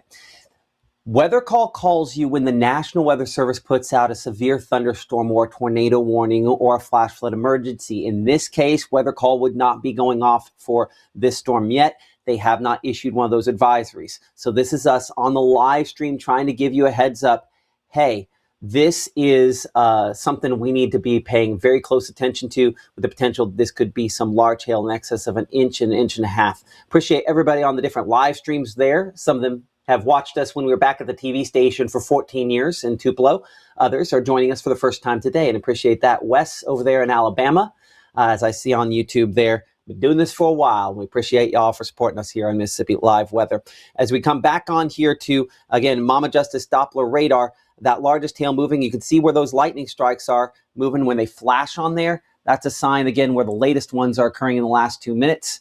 Again, farther east, kind of moving eastward. So you can see the track of that moving toward Cook's Landing as well. So it's over top of 15 with the heaviest part of that thunderstorm likely producing some large hail. As we look down this line here, the rain-cooled outflow through the Tupelo area, our camera in the Tupelo area, looking back toward the west, showing again the low-hanging clouds. We're beneath that. The heavier rainfall still there on the horizon. What is moving in the town, though, is non-severe at this point. And there, I think, a sufficient question to ask whether or not the atmosphere is going to recover from this rain-cooled air. Here's why I'm not convinced it will. Again, looking from our Mitchell, Cunningham, and Bowling camera, we're sitting at 73 for the temperature, but look at that dew point number there at 61. That is relatively dry air that certainly has fallen in behind this. And so while it's cooler and drier, that means stable. That means not going to produce tornadoes. So Tupelo, I would say at this point, we can probably eliminate you from some tornado threat, certainly for the next few hours, but maybe for this entire event there as well. Because that is, while it's breezy, that is not unstable air. And so with everything kind of leveling out and stabilizing, that's a good sign there. So that's what this rain-cooled air, this green line, this outflow boundary you see here from near Mantachie to Verona is. Everything behind this is not going to produce tornadoes. So let's give you what I can say is kind of a relative all clear on this here for everything behind it. So I would say that if you're behind this blue line, that we are in the all clear from tornadoes today. I'm going to pull it a little north there, just in case something happens with warmer air trying to return. But everyone, okay, the other side, handwriting.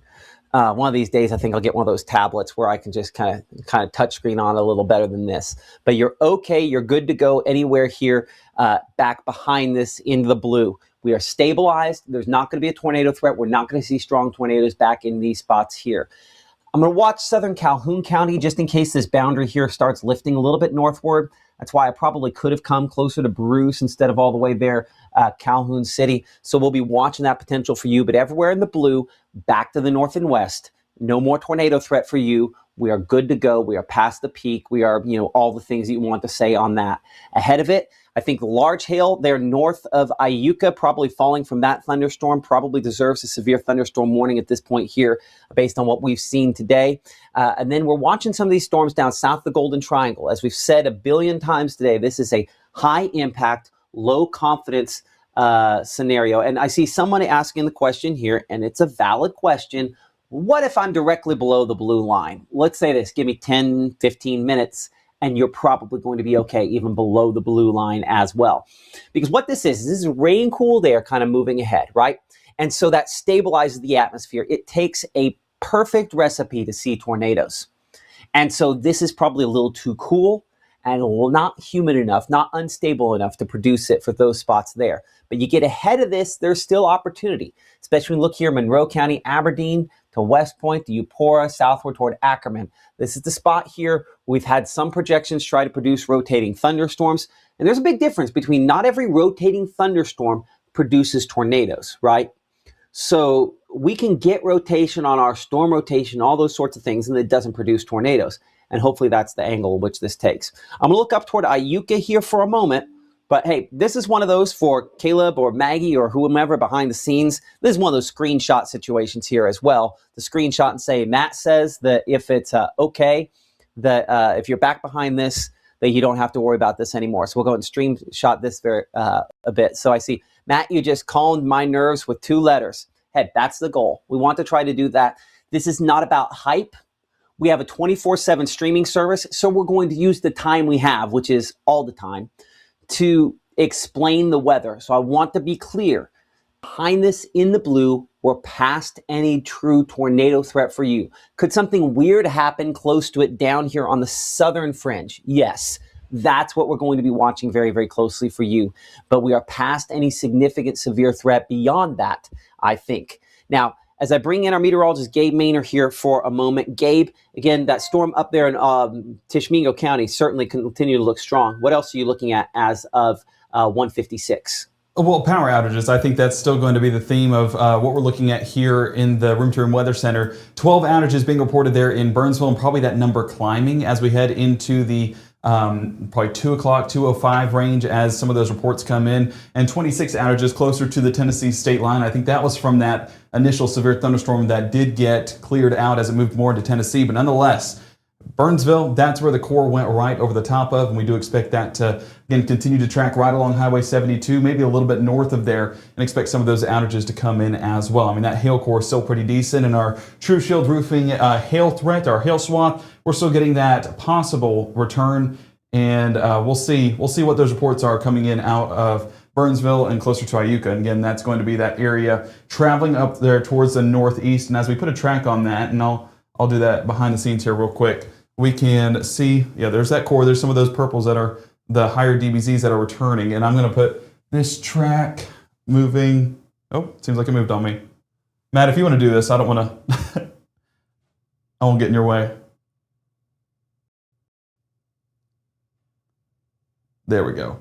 And we are watching that center part for sure for some of that hail, but what it can do is get lifted into the updrafts and go into the top part of the storm or the northern part of the storm. So that's where we could see some of those reports. I don't know if all the way to Cook's Landing is possible, but not impossible to get up there a little bit more north. But as you can see that track, we're talking the Wright area 210, the Stewartville 220, Holt 223, Fairview 234, and then continue to move over there towards northwest Alabama. Now, our meteorologist, Caleb Bettelblue, is live out in the field, Matt, and he is right behind this outflow boundary here in the Tupelo area, kind of telling us those current conditions that are happening right after that outflow boundary moves on through. I think that'll kind of be an important piece of the puzzle as we move further into this afternoon, as we are seeing a pretty stout outflow boundary develop along with that potential warm front that's and that warm front you mentioned there as well. But this is that behind the outflow there in the Tupelo area. I don't have a box for you to toss to Caleb, so that's the reason I went ahead and did this. Okay, Caleb, what are we looking at in Tupelo? Yeah, well, definitely experiencing the outflow boundary out here. It's just super windy, and you can kind of see the line of just clouds moving on through the Tupelo area, already working that way. Notice how the minute I change directions, that wind's already blowing my hair up. So just super windy. You can also see the flag blowing off in the wind as well. So just windy conditions, but right now Tupelo's staying dry as we're still waiting for that rain to make its way here to our area here in Lee County. Everybody's still on the roads. I mean, everything looking pretty good here. We just know that bottom's going to fall out pretty soon. But thankfully, that's about as much as we're expecting at this moment. Of course, things could ramp up, but still just windy conditions and, of course, those rainy conditions on the way here. But for us here in Tupelo, especially outside the station, definitely dry and just super windy, Matt, as we continue monitoring that as it gets closer to us here in Tupelo and in Lee County. I appreciate that. That's our meteorologist, Caleb Bettelblut there, again, behind the outflow. Outflow means we sometimes shorten that. That's an outflow of cold air, right? Oh yeah. No, I mean it's breezy and you can kind of feel the coolness aspect to it. It doesn't feel humid or warm out here. So definitely feels nice outside. Just know that it's about to kind of start raining a little bit heavy and kind of ruin that aesthetic that we have going on out here. But technically beautiful, very windy, very cool. Doesn't feel like those low 80s we've kind of been experiencing. Kind of beautiful conditions. Just definitely going to get a little bit windier and a lot rainier as that line gets closer and closer to us here in Tupelo, man. That's our meteorologist, Caleb Bettelblut there in the Tupelo area. Thank you so much again for that. Come on back inside to stay out of all the wind and stuff coming with that. So we're looking at this strong thunderstorm up there in Tishomingo County. But when this batch of storms was moving through Prentiss County, it depicted this. Again, I'll double check the name on this. I think this coming from, had a second ago, this is from Bailey there in the Baldwin area, our weather watcher up there. As you can see, that is a power pole knocked over,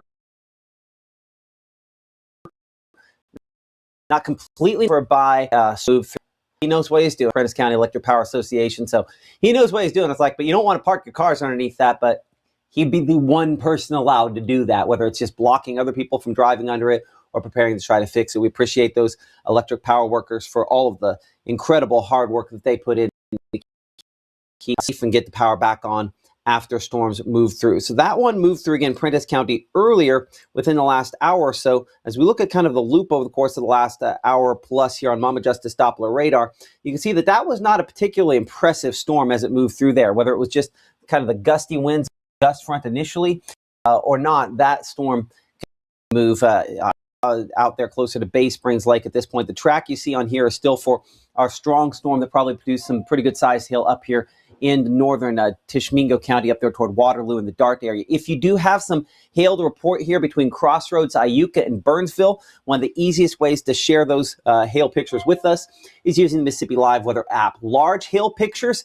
if you have a hailstone in excess of an inch in size, and you share that with us using the app, True Shield Roofing, our hail sponsor, will give a $100 gift card to that for the largest hailstone there. And by the way, behind the scenes, Gabe, I don't know, did we ever email Monday's winner on that? We need to probably go back. I think we need to double check and make sure we email Monday's winner. So I might assign either you or Caleb that task here in a minute. But again, True Shield Roofing, our partner here on Mississippi Live Weather, when it comes to hail, trying to make a bad day a little bit less bad. One of the things I do notice up here, southern Tishomingo County, is that rain cooled air. You see that kind of line, that outflow there? We're still right at the outflow over top of Bay Springs Lake, meaning that there's still a possibility that these storms are getting some of that warmer air up here in northern Tishomingo County. So I'm going to check the wind here because we have not looked at the rotation on this recently. I don't have anything that's impressive on that as well, but this is at least getting some of that more unstable air, I think, on this batch of thunderstorms here as that moves eastward. So let's get track on that southern Tishomingo storm as we watch it exit North Mississippi. And as we talked about earlier, we cover North Mississippi, some parts of Central Mississippi, but predominantly Mississippi here on Mississippi Live Weather. And as we track this batch of storms there through Tishomingo County, we show that moving through Tishomingo proper city there at about 2:07, current time 2:03. So just in the next couple minutes there, we're Bloody Springs there at about 2:19. Marjoram there, 2:19, Maud at 2:20. Again, working its way closer to Cherokee, Alabama by 2:28. But really kind of working its way through the heart of Tishomingo County. Really tall county north to south of one of the longer counties, certainly in our area, and taking some gusty winds with it as well. But I think at this point, below severe limits, kind of looking at the latest on what this is capable of. That storm up here that we tracked up close to now Waterloo, Alabama. We pair up here on Mississippi Live Weather, and we are part of a group called the Digital Weather Network. Our partners up into Alabama there are the folks up with Tennessee Valley Weather. And so they were looking back at this storm when it was over top of Burnsville a second ago. So they're live on their stream kind of tracking this storm. Oops, and I clicked back on that. So let me get them back to current time on that. But they're tracking those storms up there into Tennessee right now. So whether it's Tennessee or Arkansas, that is what they do. We cut things off at the Alabama state line. We pass on to them. You can look for Tennessee Valley Weather as those storms move into Alabama and out of North Mississippi here. Let's bring it back into North Mississippi and look at kind of North Mississippi as a whole. We are still watching a few of these thunderstorms, trying to see how much regeneration we get. You know, we gave some all clears earlier. Some of the questions revolving around how much these thunderstorms down south really truly kind of get going. As we look on our satellite here, in particular our visible satellite perspective, definitely a lot more aggressive looking on some of these. You know, the bubbling going up there right around Grenada back toward the Tupelo area. I want to get a closer perspective on that here for just a moment, showing again some of those storms bubbling up as well. So these getting a little more interesting looking, despite the fact that radar really hasn't gotten them super large and strong at this point, and still kind of watching this moisture coming up out of the Gulf of Mexico. But what I do not have, it may right there have a little localized enhancement showing up that also could just be our high thin cirrus clouds that kind of make it more difficult to see this as they translate in, kind of shrouding that somewhat. But watching again that moisture coming up from the south and west that could potentially feed a few of these thunderstorms. That's why we are still watching in particular down here Kosciuszko back toward the Golden Triangle. Still one of those, some rotating afternoon in those various projections. Let's look at one of those versions that we have looked at from time to time here. That's our timing graphic, but I want to look at our storm rotation. Again, something you'll see here on Mississippi Live Weather is our HRRR model. We try to break down the different models, you know, assign blame, assign credit to whichever projections have whatever they have. And depending on if the same projection does it over and over again, gives us a greater confidence in it happening, right? We know the Ingomar girls basketball team is going to be in the state championship basically every year. So when they are, it's like, good job, you're doing a great job. And that's not to add extra pressure to them, but it is to say that consistency says we need to pay attention to this group. Same thing about Alabama football for that Alabama fan that was chirping a little bit earlier on in the chat. But we know these things because past performance tells us to pay attention, right? And so when a model does the same thing over and over again in the same spot, it's like, hey, pay attention. So this is storm rotation, and I'm going to go ahead and make sure I have this on the very latest on everything here. So this is the version that updates every hour. It is set up like that, and I'm going to adjust my time frame here to where it does only the next 12 hours because it'll all be out of here well before that, so that we have good ability to be able to show this minute by minute over the next couple of hours. So looking at storm rotation, how we have, again, most of the spots with the stronger rotation up into Tennessee, but this does have some of these coming out of Arkansas in the next couple of hours with some stronger rotation as well. But notice the positioning is somewhat wrong. It's too far north and west. But it says there's a very narrow corridor near that front where we're most likely to see something. And it still has this one thunderstorm down here, Ackerman, Starkville, Columbus, Aberdeen, maybe Louisville, Kosciuszko, somewhere in that zone between, well, this says 6 p.m. I think it's a little slow. Somewhere between the 4 and 7 p.m. time period there, we have one in advance that rotates. That is always my concern, but I think it's going to be an uphill battle for that to end up fully producing severe weather out of this. Not impossible. But this is, again, storm rotation showing some of that with these line over the next couple of hours. But you can see by 8 p.m. here, it shows it all basically out of here. And anything after that is going to be central and south Mississippi. On the wide shot here, you can definitely see where those brighter returns are, central and south Mississippi, where that rotation is and where those storms are strongest as we head through the overnight time period. Again, we'll bring in our chat with you behind the scenes. We appreciate y'all so much for supporting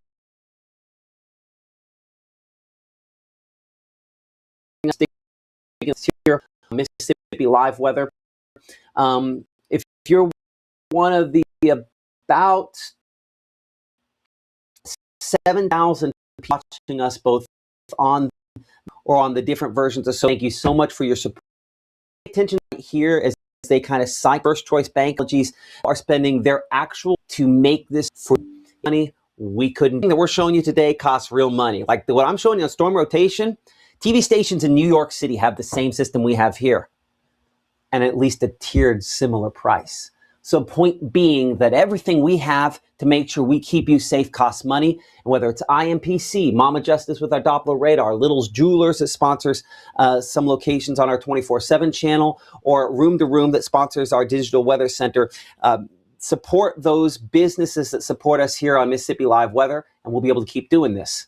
Choose to support others. Again, that's your decision, but just understand that those folks will take their advertising dollars elsewhere. We thank you so much again for supporting us. If you're on those different platforms, let those different sponsors that support us here on Mississippi Live Weather know that, hey, what you're doing is important. It saves lives. We value it. And then, of course, show them the dollars, because that's how they then spend their advertising. Because while many of them are doing it out of the goodness of their heart, doors have to stay open at these businesses. So support those businesses that support us here in Mississippi. We're out here looking at the Justice Doppler radar, and we're going up here to northern Tishomingo County. Again, some of that heavier rainfall moving through here. But as we showed you earlier, look for the lightning. In fact, I'll take off the precipitation here for a moment. And if we pull off the precipitation, pull off everything, you can just see where the lightning strikes are. Where the lightning strikes are most significant, that's where the storms are typically strongest. Look for the lightning, right? You can see up into Tennessee, a lot more lightning than we have farther south. It's one of the things that, just looking straight at the lightning only, you can tell that, hey, for most locations, we don't have a significant threat at the moment. We're starting to watch back out toward the Delta. And as you saw some of those projections a minute ago, showing some of those thunderstorms strengthening as they move in, that's one of the spots that we're going to have to watch as we go into the afternoon. Let's look from our radar site there in Jackson. And again, showing those thunderstorms getting a little heavier. This is one loop that we're going to stay on here for a moment. I'm going to make this a 3-hour loop for a moment. We show not much out there. We start engaging the heating of the day. Few of these little storms start popping up. And that's one of the things we were talking about last night, is the quantity of these little storms, trying to get an idea on how many of these really kind of get going and how strong they get. Projections have varied on their intensity, but starting to see those closer to, say, Yazoo City, getting the last couple frames there, just a little bit heavier there. So this is the batch we're going to have to see, because that one right there, that Yazoo City storm, again, there's nothing to it at the moment. But let's look at our visible satellite perspective, and that is just kind of on the northern end of our more impressive moisture return. We'll get this loop a couple times here. Yep. So let's bring it back current time. Let's put on the line here, and we'll kind of show you. This is where our slightly more unstable air is somewhere like that. And it's been moving northward throughout this morning. As those clouds is on, I'll put this kind of back into, let's say, a 3-hour loop here for a moment. You can see how the clouds are a little brighter white, right? They look like little cotton balls or something like that on the radar screen there on the satellite perspective. Those cotton balls are getting bigger. This is where there's a little more moisture moving northward. And so there's a zone where the storm's coming in from the north, hit the greater amount of moisture from the south. There's the extra little spin. And that's where, if we're going to see a tornado, it becomes more likely. That tornado risk for locations, again, that we were mentioning just a moment ago there, and that strong tornado risk, while it includes all locations here across North Mississippi, is going to be the most significant for spots very near wherever that confluence is, where we have that more unstable air coming up out of the south. And so that is the concern. That is our thing we're watching. And that's what we are focused on as of now, 2:13 p.m. Gabe, I'm going to again bring in here our meteorologist, Gabe Maynor, here for a second. He's been monitoring some things, again, behind the scenes and looking around there. Gabe, what are you seeing as of now, 2:13 p.m.? Well, we're getting some looks there out of Tishomingo County, and I'll swap it over here to the computer. And this is a look at what it's looking like close to Bay Springs Lake, close to the lock. And you can see some of those dark, menacing clouds that were attached to this stronger thunderstorm that was a little bit stronger a few moments ago, but nonetheless still packing a punch. And one of the things that I do notice here as well is, look at the ripples of the water. You can see those strong gusts kind of causing those, not waves, we're still at a lake, but you can see it's a little tiny wave that are working their way through the water. So nonetheless, these storms do pack a punch. They try to have a little bit of a hail core as well. I do have some contacts up there in Tishomingo County, and they were letting me know that they have not gotten reports of hail in Burnsville or Iuka. So that's a good thing. That was kind of in the middle of the core, if not a little bit south of the core. So we do expect maybe going a little bit more towards the north, some of those potential small hailstones. But hey, If no hail happened, then that is a good report for us for sure. So we're continuing to look at this behind the scenes as those storms continue to try to build through North Mississippi. I'm very intrigued to see what this mid to late afternoon threat will do, especially with the areas that haven't seen storms yet. The places you mentioned were not where the biggest hail would have been. I would have put the biggest hail east of Burnsville. I mean, right where you see that lightning cluster there showing up, east of Burnsville, west of Bacon Springs, north of Iuka, south of Cook's Landing. Now, let's be clear, that is not a super populated area. Yeah. So I don't know how much of that will get back out. I think there was probably some pretty good sized hail there. I just think that the spots that we're talking about probably were just outside of it. Yes, and Burnsville was like where it was all starting. And so, that was still the hail being lifted up in those updrafts. And like once it starts falling out, I mean, I agree. You're probably talking about Bacon Springs to Cook's Landing, maybe right along Highway 25. And so we're starting to get some more reports out there. So if anyone's in the chat and wants to let us know, we'd appreciate those reports and we'll forward those on. I appreciate that. That's our meteorologist, Gabe Maynor, reporting there back from our Tupelo studios. As we look on Mama Justice Doppler radar, we're using actually our True Shield roofing hail threat here for a moment and showing where that hail was. But again, if I look at instantaneously where it is, it's up here near Dart and Stewartville up there in northern Alabama and has moved out of here. So we're again past whatever peak was related to that, as well as that kind of moves toward the north and east. Southern Tishomingo County, again, we've had some heavy rainfall. If I bring it in nice and close here, you can see how many lightning strikes above my head there. 1. Compare that to the northern part of Tishomingo County, where just in this one shot here, 120. These are cloud to ground lightning strikes. Point being, there's a big difference in intensity between what we had there. In fact, if we kind of exclude northern Tishomingo County from what we're looking at here, we have just as many lightning strikes we had up there over the entire region over the course of the last 45 minutes to an hour. But we're watching back toward Grenada, because where this boundary kind of extends back southwestward, it can kind of stall, and perhaps we get a scenario here where we have it slowing down, and then the unstable air and everything can kind of collide. So Montgomery County, we're going to be watching that for you, because look at this. So I'm going to put my finger there. Look how slow this line, the green line right there, that's our outflow. See that? See how slow it's moving southward right here. Versus, if I come to this side for a moment, see how much this one has moved. Let's see if we can find the beginning there. So this has moved this distance here, right? Basically a county in the last hour. Versus here, northern Montgomery County, where maybe we've moved a few miles. So this is stalling out on the backside, and that's where, again, some of that more unstable air coming out of the Gulf of Mexico here, working northward, is going to help potentially collide into this. And that's where, if storms can get attached on kind of that northern movement of the warm air, that we get a zone where we could potentially see a tornado. Now, there is, if we're talking about odds, still very good chance that we end up having what meteorologists call a bust, which is where we don't have significant severe weather. That is what we are hoping and praying for in any severe weather event. But certainly in this one, things are lending themselves more toward that. In saying that, though, it's still early. It's still only 2:18 p.m. Kind of look out here up to Tennessee. This is kind of what this could be looking like. I want to bring up a shot here behind the scenes from our folks at Tennessee Valley Weather, looking toward what is one of those bigger hailstorms up in the Tennessee. They have had stronger rotation on their thunderstorms there. That one looks like a pretty impressive one up there into Tennessee, one of those storms that was rotating more vigorously. And I appreciate all the folks there. They're our partners. We would not exist if Tennessee Valley Weather hadn't blazed a trail for us. So we don't cover Tennessee and Alabama because of that, because they do a great job on it, and we don't want to step on their toes. So come back again to Mama Justice Doppler radar, though. Let's look at a few cameras here. I want to get our shot of our camera down in Winona, because Winona should be kind of ahead of this. I know we do have some of our cameras that are down because of storms the other night. Looks like Winona is up, but the reporting station is down. You can see a few little bits of blue there, and starting to get slightly more vertical development on some of those clouds. Again, appreciate the North Mississippi Storm Chasers, our partners with this camera network there. Hey, Caleb and Gabe behind the scenes, if we haven't, we need to probably share, if you would share on the page there, a picture of that power line at the angle that we had it earlier on, if we have not shared that one as well. And Gabe does have, again, some additional information back in our Tupelo studios. Gabe?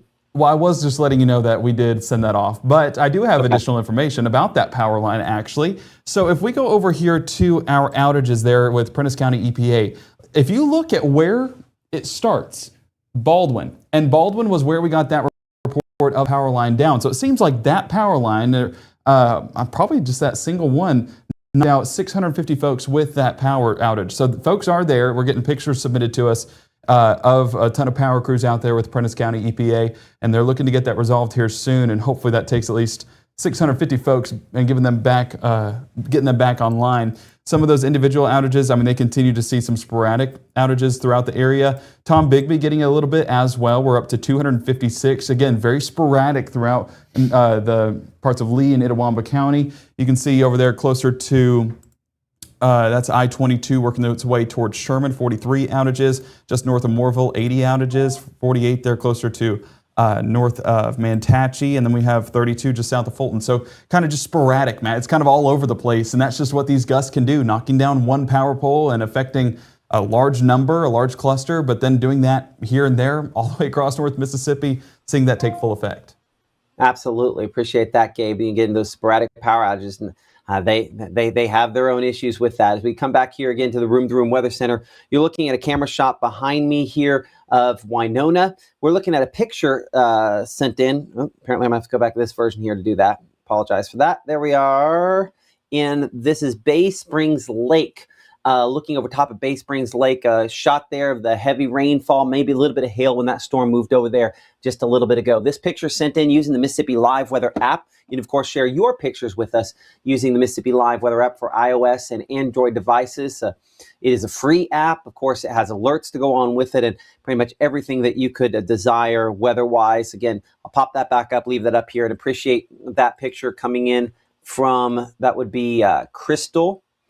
These two shots here coming from Alexis here of basically along 72, looking from Tuscumbia back eastward toward the Corinth area. Again, a lot of heavy rainfall with that, some lightning, but any of the low-hanging stuff, just low-hanging stuff, not severe, not damaging at this point, and hopefully going to stay that way. Our camera shot in Tupelo from our Mitchell, Cunningham, and Bowling camera, as we bring it back over here to our main system, does show again the dark gray clouds that we obviously have as that updates there. Again, some rainfall, but the rain largely kind of skipped over top of this location here. We're going to flip our camera around back toward the southeast, and so it'll take a second to kind of swing back around there because we do have kind of a developing thunderstorm sort of east of that location as well, east part there of Lee County. The heavy rainfall yet to really get to the ground on that. This will pan it just a little more. You can start to see some of that gray. And there is that thunderstorm there that is kind of in the eastern part of Lee County. There's that heavy rainfall starting to hit the ground right now out of that storm. Again, looking back toward the east. The temperature's 70.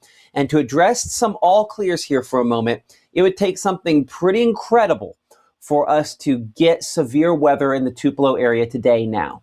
We're past really anything. This, though, could maybe have some hail with it in the eastern part of Lee County. That's one of the things that we're watching, the potential that maybe this could produce. Let's go back to our regular precipitation mode on Mama Justice Doppler radar, because if you see here, if I kind of zoom it in on our inset here, that is where that thunderstorm is versus where our camera is. So this is directly kind of east and east-northeast potentially of where our camera location is.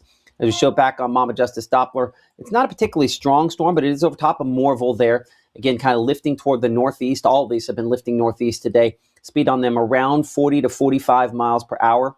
So I'll track that out kind of this direction here. No, honestly, I'm not convinced that it even necessarily holds together for the full hour here. If I kind of drag that back over here, trying to keep that again on the right part of the screen so that way it's always kind of in the right spot there on that. So we'll try not to drag that across if we can. But we'll leave that track there. We show Dorsey again over top of Moorville now. Dorsey at 226 there. We're looking to the Eastman community about 249.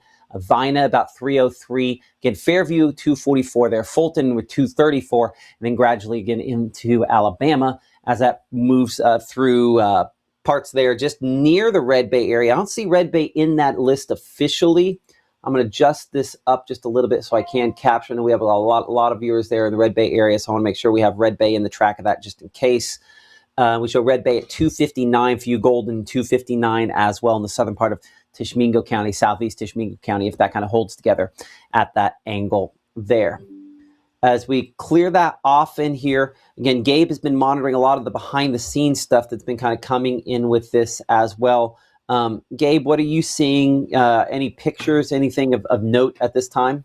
The pictures continue to be the SLCs, those scary looking clouds, but again, nothing scary to know about them. It just continues to be that heavy rainfall that's produced, and we were getting reports up there towards Hardin County, Tennessee, about penny-sized hail in the Olivet or Olive area, and city of Savannah getting nickel-sized hail. So that's that more impressive storm that they're dealing with up there at Tennessee Valley Weather. But nonetheless, we are dealing with some heftier storms, but not all the way up to severe standards or not producing hail to our knowledge so far. So I'm really curious. Some of the new model runs are coming in, and they are still having those helicity stripes, those helicity streaks that basically mean there is still some potential for rotation, especially in these areas that haven't gotten anything just yet. I mean, a few isolated cells here and there, but hasn't really shifted that unstable air out of the area just yet. So as these cells kind of merge their way on, we do have that warm front acting as one of those lifting mechanisms, but we also have this outflow boundary that's going to almost collide with it. And I'm curious to see what that's going to do for folks along Highway 82 or even further south. So Matt, that's what I'm watching here behind the scenes, looking to see if there's anything that the National Weather Service is noting with these storms. And as of right now, they're not overly impressed with it. I believe Huntsville was talking about some of those storms that are beginning to move into Florence over there towards Colbert County. But even those are about 30 to 45 miles an hour, well below severe limits.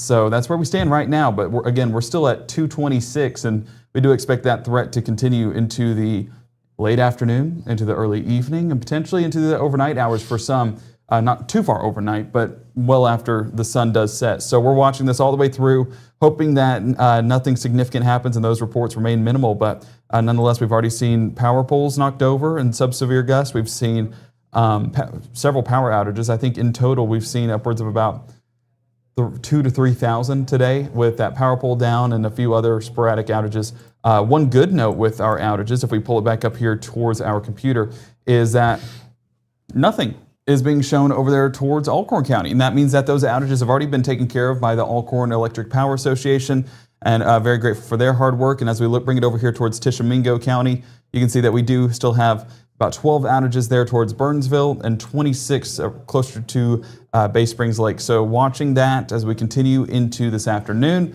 but outages starting to get taken care of. Crews are out, as we saw on pictures a moment ago. And yeah, very grateful for the hardworking men and women that are out there to keep us online. But it's also looking at kind of shifting gears here for a moment. As we bring it back here towards our radar, you can see that back behind this line. One of the things that you're pointing out with the Tupelo camera that we were looking at behind the scenes is the shift in winds. We're getting that northerly component. So you almost have that frontal boundary dominating our forecast, and the effects of it are already being felt. And that drives the unstable air. Look at dew points here real quick, and I know I've shown that a couple of times, and I probably will continue to show it a few more times. I mean, where that rain-cooled air moves in, that drops those temperatures, and those northerly winds also assisting in bringing in some of that more stable air. So if we look further south, though, and we bring it to that latest scan, we're continuing to see some decent dew points there towards Macon, Columbus, and even Monroe County. Let's highlight a few of those. You can see 70 degrees showing up northern Noxubee County, same thing, southern Lowndes County, Amory still about 65. We are still seeing about 66 there at Calhoun City, Greenwood still about 66, and we get that all the way across Highway 82. So I'm paying attention to this threshold right there, moving south where the most unstable air still is.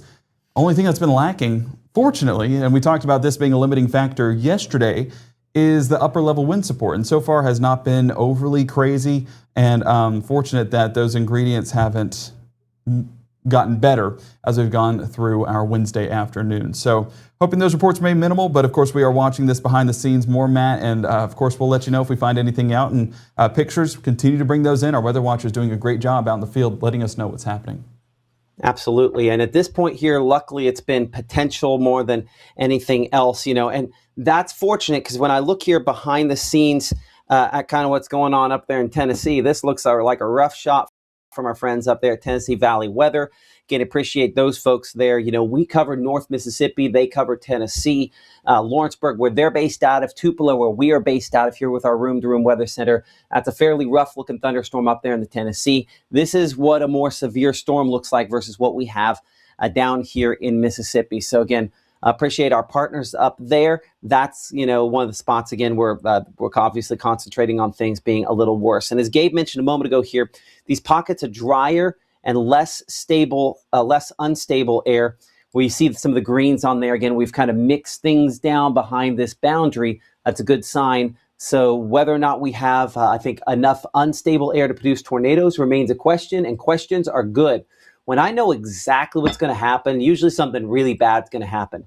But as we talk back to last night, there's still luckily some questions on how this is going to play out. Our severe risk still includes most locations officially from the folks there at the Storm Prediction Center. The tornado risk, again, concentrated for locations south at this point here, and still possible if a tornado can form that we could have a strong tornado for many, many locations as of still the 2:30 time period. And again, as of 2:30, if I bring this into Mama or radar, let's talk about who's in it and who is not.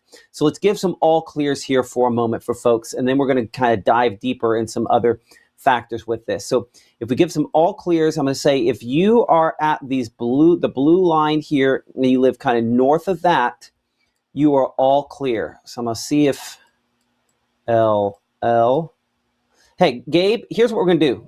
We're gonna multitask on this. I'm gonna draw the line, and then you're gonna write the word all clear, because you can do that more effectively. Go ahead and write the word all clear on there. It's magic. I'm gonna think it. I'm thinking the word all. I'm thinking the word clear. It worked. That is a touchscreen TV there. Back at the monitor. I appreciate that, Gabe. So again, if you're ahead of this, we're still going to have to watch, because we're down here still. We have more warm and unstable air, and you could argue there that we're going to still potentially, you know, I could have gone a little bit farther side that a bit, because he's just here in a second. The dog goes back in and out when we're doing this here, so he's. In his mind, this is the safe place. We have a different safe place at the house if we needed to. But here at the house, we're up here in the northern part of Lee County. We are past any severe risk. So this is something to maybe take a screenshot here as we'll bring our chat up with folks behind the scenes, and send this to a friend. Snap a screenshot, send it to the friend. Let them know that if you're up here in northern Chickasaw, I saw someone ask about Holka. Holka, you're done for the day. You're all clear. Tupelo, you're done. Boonville, we're done. Iuka, all of Tishmekingo County, you're done. Water Valley, Grenada, out pretty much all of Calhoun County, probably Houston, I could have put you in a done category. But down here, Kosciuszko, Louisville, Macon, we're not done down here toward Columbus as well. Our most active weather is ahead. Storms are starting to form. We're more likely to see these try to produce severe weather going forward. But again, this is another one of those screenshots that we'll take and post to our page, and maybe you take and send out as well. So Caleb, Gabe, Maggie, if someone would be willing to put there on the chat which one he's going to kind of snap the shots. And I don't know if Maggie's been still snapping screenshots and sending those as well. So y'all have got it? Okay. Anyway, so this is, you know, our all clear map as of now at 2:30 p.m. and over half of the area of qualifying is all clear. Now ahead of that, still some questions ahead, but thankful that, you know, we're kind of past the worst of this for many locations, and the worst might not have been much. Again, as we said, this is that long three-pointer. This is maybe the Hail Mary in the worst possible way, where, you know, the Hail Mary situation, it tries to produce something bad, and now if you're the team, I guess, the ball thrown against you, that would be a similar situation. But at this point here, most of these storms are below severe limits and hopefully stay that way going forward. Appreciate Maggie for, again, posting that all clear. I'm going to give you about 5 more seconds for folks at home that might want to snap this and send it to someone else. But yeah, I see someone saying, Town, Shannon, if you're ahead of this, there still remains a chance. So I guess the other way we do this is, for a second, what do we want to write on here, Gabe, for the rest of this? As I step to this side, I'm going to say still a chance.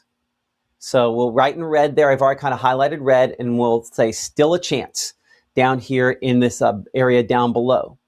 So if we're talking about Clay County, If we're talking about Lowndes County, Noxubee, Winston County, Atala County, still a chance that perhaps we could see a tornado out of this setup today. So far, things have gone as well as they possibly can. But if you're down here ahead and you're going to ask about your specific location, the answer is the same for everybody. There is still a chance. But again, this is low confidence, high impact scenario. I have very low confidence in us seeing tornadoes today, but if one can form, high impact there. So yeah, I see Winona to Kosciuszko. I see Caledonia. I see Wren. You're all still in this zone that we're going to keep watching for the next little while. Thaxton, you're one of those spots that's behind this, as is Guntown, as is Moorville. Wanting to know if Tupelo is all clear for the night. Yes. So once we're talking about the all clear, this is all clear for the rest of the night. It would take something pretty substantial for us to change our opinion. And trust me, we would do some push alerts on that, letting you know, hey, something has drastically changed. So as we clear things off here on Mama Justice Doppler radar, we start looking down for spots that are getting a little bit more interesting. Kosciuszko, back to Durant. These are some of those locations. We're going to use some things we don't typically show on here. One of those being what we call echo tops. Allows us to see how high the top of the thunderstorm is. A taller thunderstorm, we're likely to have hail and everything else goes with it. So for example, this is a 1 hour loop and we look up here at some of the echo tops for these severe storms. You'll notice that some of those from time to time have this kind of orangish kind of, it's hard to see back behind there, but some tops where we're looking 45,000 feet or more. If we bring back the current time here across North Mississippi, there's nothing like that. You got to go back toward Clarksdale and you have some there 30. That's 15,000 feet lower. Put another way, that's 3 miles shorter. So that is nowhere near as tall as what they've had up in Tennessee to this point. So I'm looking at the echo tops, the tops of how high the thunderstorms are to see how tall they are down here for Chula, back to Kosciuszko. Because while, yes, these show up as red on radar, unless they are getting tall as well, they're just testing our atmosphere to see if they can break through. And at this point, kind of looking, if my echo tops, my thunderstorms here are still only around 25,000 feet to 20,000 feet. These have far from busted through. So that's a good sign. 3D radar also shows us that as well, where these just are not terribly tall when we look in 3D at them. So all that to say, we are not at the worst, and things look better than they could at this time. I'm going to check in with our meteorologist, Gabe Maynor, again, looking at some of the pictures and everything you guys have been looking at behind the scenes here. One of the main things that we are tracking here in the Room to Room Weather Center. Right, Gabe? Exactly. And I think that some of the reports that are coming in from out west, let me swap this over here real quick. I grabbed my water because I felt like today was going to be a long day. This is a look over there. This is Tillatoba. And again, you can see some of those dark gray clouds that are showing up. The thing that I was interested in seeing, though, is if there would be a break in any of this, showing maybe some blue or some of that sunshine, at least trying to mix its way to the surface. But, you know, not getting a ton of that right now. This is over in Grenada. And again, I mean, there might be a few breaks off there in the distance, but that looks like a pretty gloomy sight heading into this afternoon.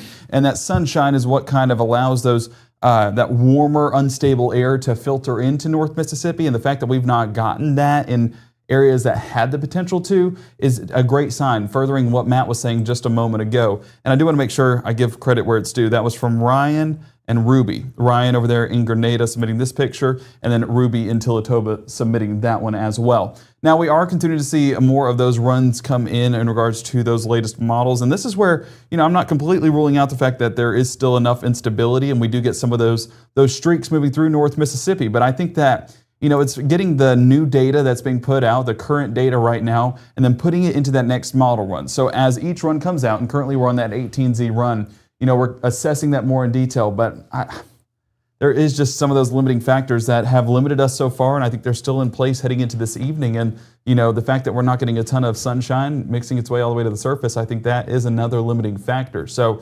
Matt, that's a good sign. I do want to see where satellite imagery stands as well, to see if that is kind of building in that unstable air out west, and that might just be a, you know, one camera shot in Grenada, not showing the entire county. So it might be looking a little bit different on the other side of the county. So I'm curious to see where that stands, but more of those pictures being sent in, that's going to show us more of what's taking place there at the surface, whether that's in Sunflower County, Bolivar County, Lafleur County. Yeah, there we go. So looking at the latest, you can definitely see some breaks out there towards Louisville, let me put on that latest scan just so I can kind of assess the current. We're talking Louisville, Macon, those Knoxville, Winston County areas. Getting a little bit, yeah, they're West Grenada. So that's going to allow some of that unstable air to again build in. And yeah, those definitely along that leading edge definitely have some higher storm tops. And that's why we're getting those brighter white returns and seeing those bubble up a little bit more as well. But as we just saw a moment ago, those echo tops are not anything impressive as of right now. And let's hope that remains that way. But I mean, they're entering a corridor. Some breaks happening right along Highway 82, this northeast direction that continues to move in place. That's going to allow some of these storms to potentially build, and that's why this threat is not over. And I want to reemphasize that. It's not over for those folks that we just listed that still have a chance. That's the reason why you still have a chance, is because there is still that unstable air there at the surface. But like I said, while there is unstable air, there is still limiting factors that are attached to it, and so we're hopeful that the limiting factors outweigh the unstable energy. And so as of right now, that's been exactly what's happened, and we're hopeful that continues. But Matt, we're continuing to watch this behind the scenes. Grateful that there's not as Caleb said earlier, a polygon in our area or a box of any warnings. That is definitely a positive sign with what we have. Severe weather risks still in place for our Wednesday. You can see how they're shaving off some of those areas that are past that threat. And I do expect that as we head further into the afternoon, this does get shaved off once again as that colder air, colder and drier air, I should say, moves into North Mississippi. And so we're hopeful that this will continue to look better and better as the night goes on, the afternoon goes on. Still expect that slight risk to be in place for folks right along and south of Highway 82. And again, if we pull up that other outlook with the tornadoes, that is the one that stands out once again. Let me pull that up. That is going to be that day one tornado. Yeah, there we go. Still highlighting a large portion of North Mississippi. It is good to see some of these areas there along the northern half of our viewing area being shaved off once again. Still in a marginal, so it's not impossible, but it would really take a unique setup for these storms to start firing up once again because of that cooler, more stable air that's building into the area. And I do want to take a look at our significant tornado threat, and that is still possible. So that's what we're watching. Again, entering that unstable environment. If these do start to rotate just a little bit, it's going to move right into that unstable air mass and potentially build into what we call the up to EF2 category. That's where that strong tornado risk is in place. So that's what we don't want to happen.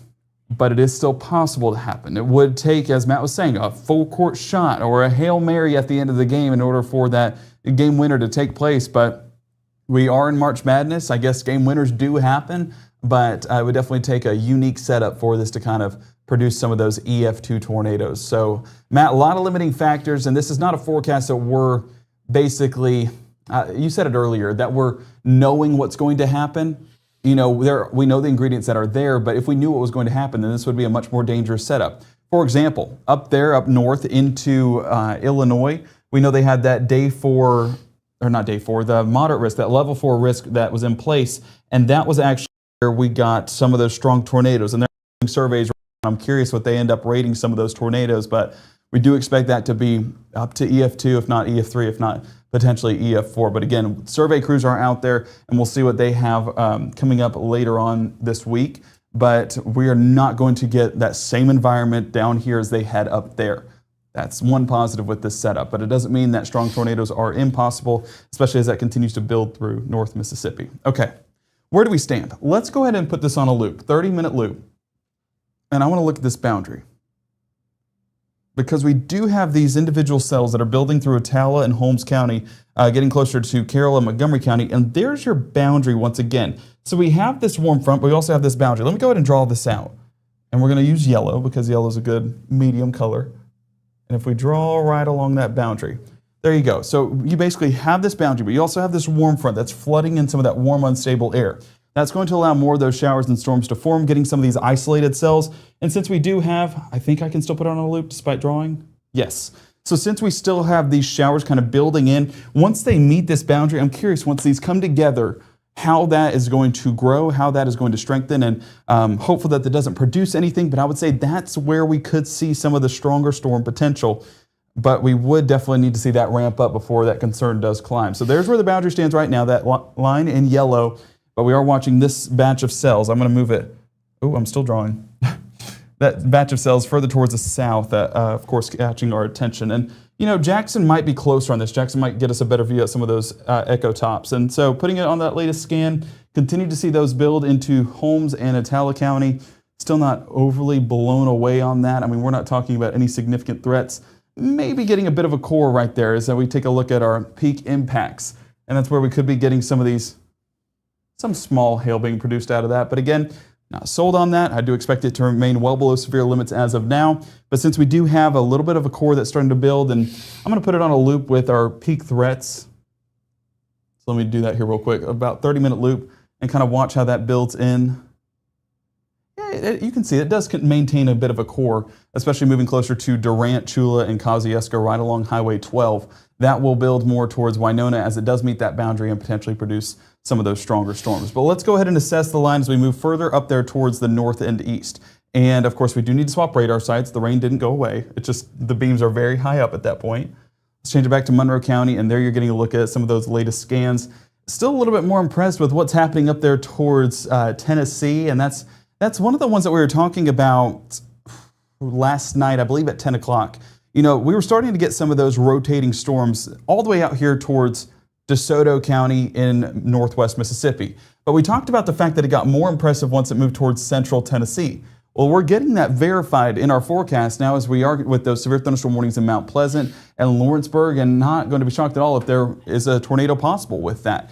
And so we're hopeful that doesn't happen, but nonetheless, it is verifying what we were talking about on models yesterday, and fortunately has underperformed so far along that main line. And so we're hopeful that that kind of trends south as well, but nonetheless, we are continuing to watch for that potential. So Matt, there's a lot of things that we're watching here behind the scenes. We're hopeful that that continues to remain below severe limits, but again, that boundary is what I'd be watching, that outflow boundary for any of that potential increase in energy for those storms to begin to fire up. So, you know, where things stand right now, we're getting a bit of a break there in Tupelo, at least somewhat of a break. Let's go ahead and take a look there out of the camera in the Tupelo region. And so I'm going to just take a step off here to the side so you can see a little bit better view. Yeah, so there you go. Getting a look at our Mitchell, Cunningham, and Bowling camera. That's looking northeast, so a few showers out there. But as of right now, I wish it did show the data, but this is data that still matters. 12 miles an hour out of the northwest means that this is that stable air being brought in. So folks there in northern Lee County, at least looking better and better. As we look out there towards Pontotoc, let's see, I forget which cameras Matt has talked about are down. So reporting station down in Pontotoc, but we are still getting, that's a gloomy day for sure. It's a unique looking cloud, that stratus cloud there off in the distance. But now let's go further towards the south, and we're talking down there towards Winona. And this is the area that we're watching for some of those storms to begin to ramp up. And as of right now, you can see some of those dark clouds, not seeing a ton of breaks happening there in the Montgomery County region, but nonetheless, it is still enough of that unstable air that we could see some of these storms start to increase in strength once they get closer to Montgomery County, once they get closer to Choctaw County there in Ackerman. I do still see that sun trying to at least peek through, but that cloud cover is still blocking it a good bit. So fortunately for us, that keeps more of that stable air around, but we are still getting those southerly winds, 15 miles an hour, 68-degree dew points. That is a warm and unstable atmosphere for sure. 82-degree dew points showing that it is a very warm environment, and warm air rises. So that's why we get some of that lift that takes place. And so these storms entering into this environment, not going to be shocked at all if that does at least try to strengthen a bit once it enters towards Choctaw County. Let's go south towards Atala County to get a better look at some of these storms. This is going to be right on the outskirts. Will it let me? Is Atala County down? Let's say a prayer and hope. There we go. This should be up to date. Yes, yeah, you can see it updating. So Kosciuszko, 81 degrees, dew points in the mid-60s. You can see some of those thunderstorms kind of scattered about there in Atala County, both on the west and east side of Highway 12. So definitely watching those storms in particular and what they do as they continue to move in that northeast direction, but getting more into that boundary, getting more into that unstable air. And mid-60s is still enough to where it could strengthen these storms just a bit, but that vertical wind is still what's lacking with a lot of these showers and storms. I'm going to take it over to Oktibbeha County to get a better look out there, and I believe this is a live feed. It sure is.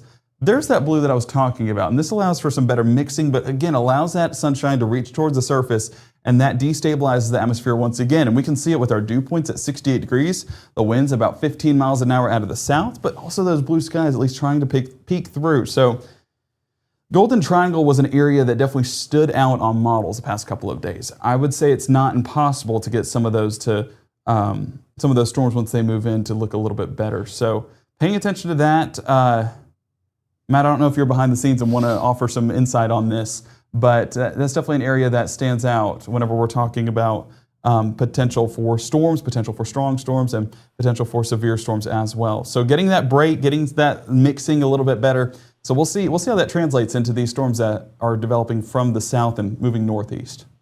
You know, most of those clouds we're looking at there in the Starkville area, those are fairly small, flat cumulus clouds right now, right? Like those on the west side there, that is about as good a look as I want to see there. I know sometimes it's easy that we jump to the conclusions like, oh, look, there's blue skies there. Blue skies means sunshine, means bad, the whole thing. In this case, I'm looking at the clouds and the fact that they're not super tall and saying, well, that's potentially the positive thing that I'm looking at there. Let's pull up our tools there for our Starkville camera, and we'll kind of pan this camera around just a little bit to get sort of a look at sort of what those clouds are looking like. Yeah, see, this is a mix of kind of mid-level, that's the clouds, that's what this flat sort of alto cumulus layer is there. And then all these are flat, you know, I'm unimpressed, no vertical development sort of clouds.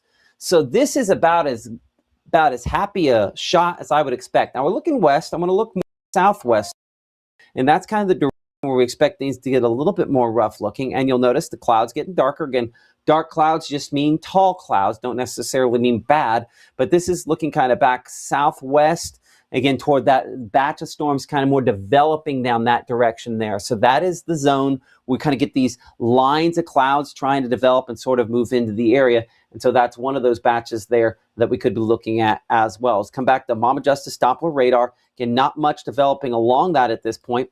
That would be looking back in the direction of these storms here closer to Ackerman, Tolson, and High Point. But as we talked about a few minutes ago there, a large vertical development on these, and that's one of those signs that hopefully these are not as impressive in their overall intensity there, and hopefully won't go a whole lot more intense. But certainly, as you saw, that severe thunderstorm warnings up there into Tennessee, we have missed out on that. Not that we've really missed it, but missed out on that to a certain extent to this point here as well. So kind of like right along that line, the spots that we are watching there as well.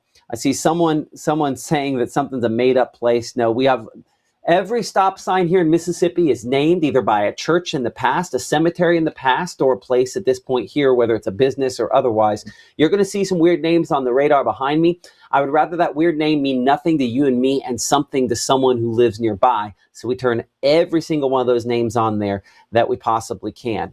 And we appreciate all of you for, again, joining in on the conversation here behind the scenes. Folks talking about both in suspenders, we're in trouble. Nope. Here's the thing you need to know about suspenders. I hate belts. They just cut off my midsection there.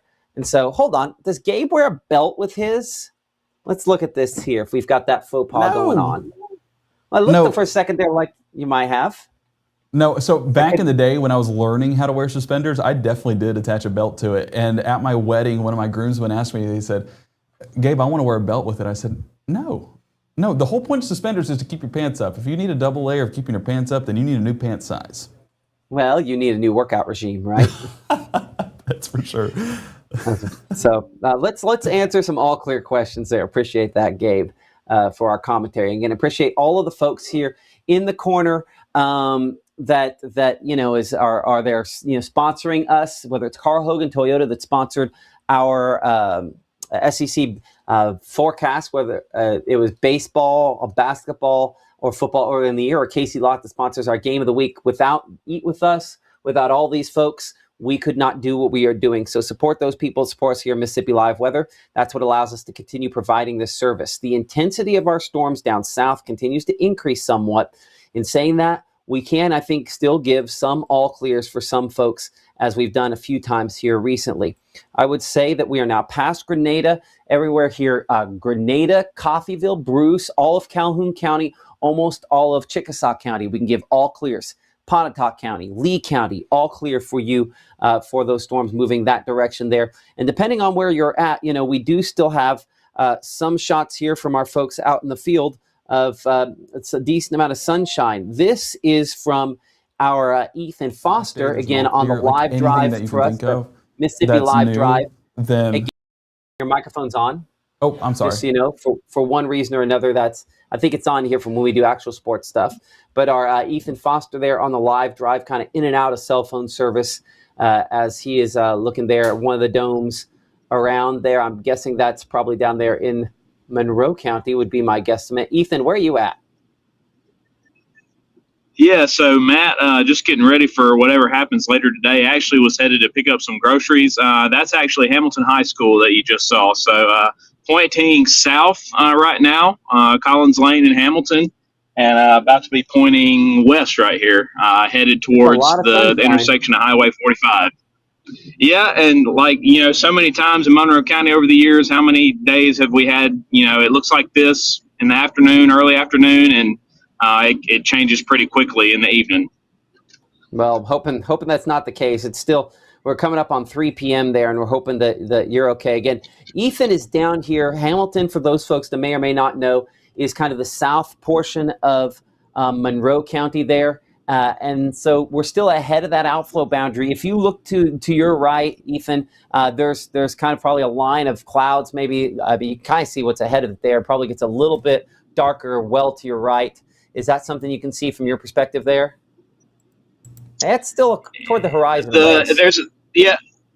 There's less blue for sure. It's a little bit more monotone gray, I would say, out in the distance. Yeah. But definitely off to my left, you point south, it looks a lot more picturesque. But you can kind of, like you're saying, as we point north, it definitely looks less interesting, more blech.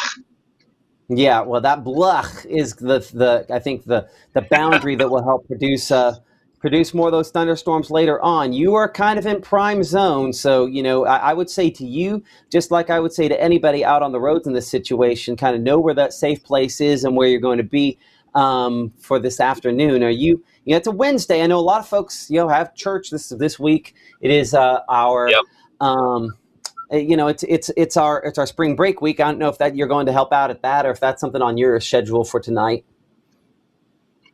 Yeah, so we usually help out with the 5th and 6th grade ministry at our church in Columbus on Wednesday nights, but we actually got the message from our children's minister earlier today, probably 3 or 4 hours ago, that all services tonight have been canceled in advance of the storms. And I reached out to him. He lives alone. I told him that if he wanted to, he could come and hunker down with us, because my grandparents just down the street have a in-ground storm shelter. So he's going to be coming to hang out with us. It's a good PSA for everyone out there. If you can open your doors to someone who doesn't necessarily have the best place to be, or who doesn't have anybody to be with, look inward and consider doing that today if you can, because that's one way you can take care of each other, is just to give somebody to be with. So that's what we're going to do tonight, and we're getting some groceries ahead of that. Hey, you nailed it there. It's about, taking care of each other, making sure people have a plan, and making sure that everybody's in good shape. Hey, Ethan, appreciate you for doing that. Again, he's in the Hamilton area down there in Monroe County. I think you just crossed over 45, right? And you're kind of heading there west out of Hamilton. Yep. So anyway, watching the skies. Yeah, and I actually pointed that way right now. If you want to you can kind of see a little bit better, probably pointed this way than I was just a second ago. This is pointing north, Highway 45 over to my right, right over there. So you can see it's just a little bit more grayish. Not horrible looking yet, but I'm assuming that will change here in just a few hours. Well, I'll tell you this, we are in that wait and see zone, and sometimes you wait and see and nothing happens. And I got to tell you right now, Ethan, I'm hoping that's the way it goes. Appreciate that. That's our Ethan Foster there. You see sports on the bottom. We do sports. He helps us out with that. But Ethan's a little bit of everything, and I appreciate you so much for hopping on here. I'll kind of keep an eye on it. Thank you for firing this up.